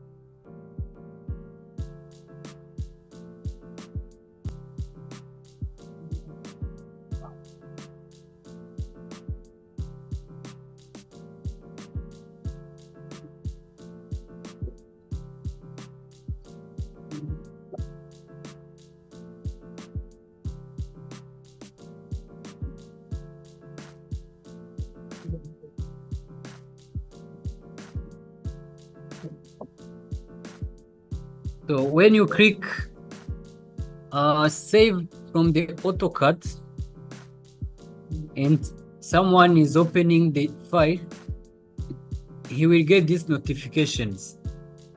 If you change, you get a notification saying that there is a new version of the file. So you click open latest.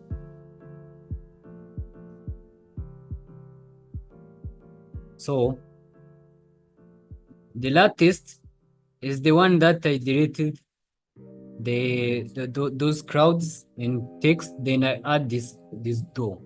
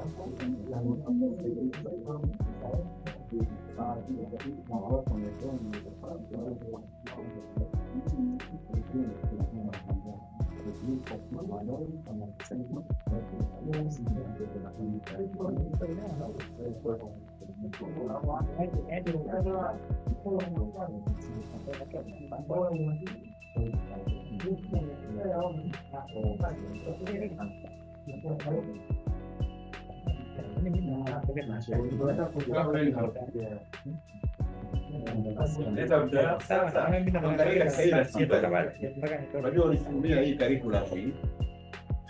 Sisi tunakwenda na hii curriculum. Kesho ni 4. Sasa hapa ukiangalia kuna morning session na afternoon session.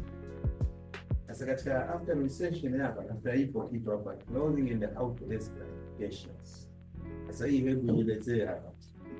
Ndio kabisa mtu kama anaondoka asubuhi, kesho akiondoka hoteli anaaga arudi kama kitu akili. Kwa sababu unaweza ukarudi kule unapoteza hela. Mafunzo yameisha. Mtu unafundisha. Yaani unataka kujua yani kesho ni hiyo ratiba ya kesho ni systematically vizuri kabisa.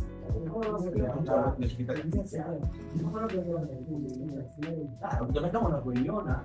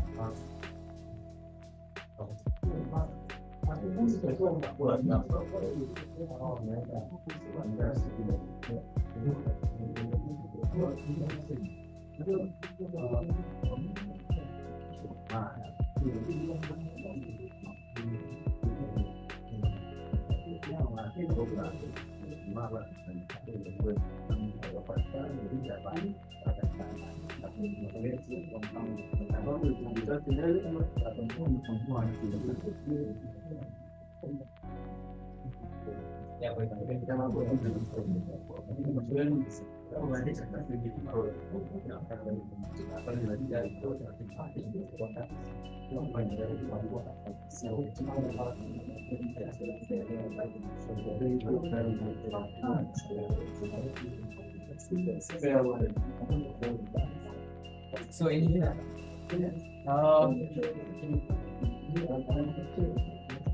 Yunus, what were you saying?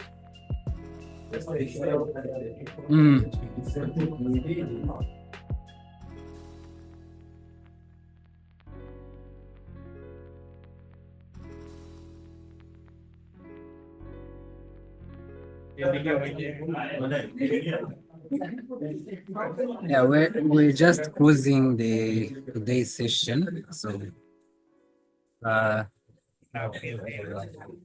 So now we continue with the last one tomorrow.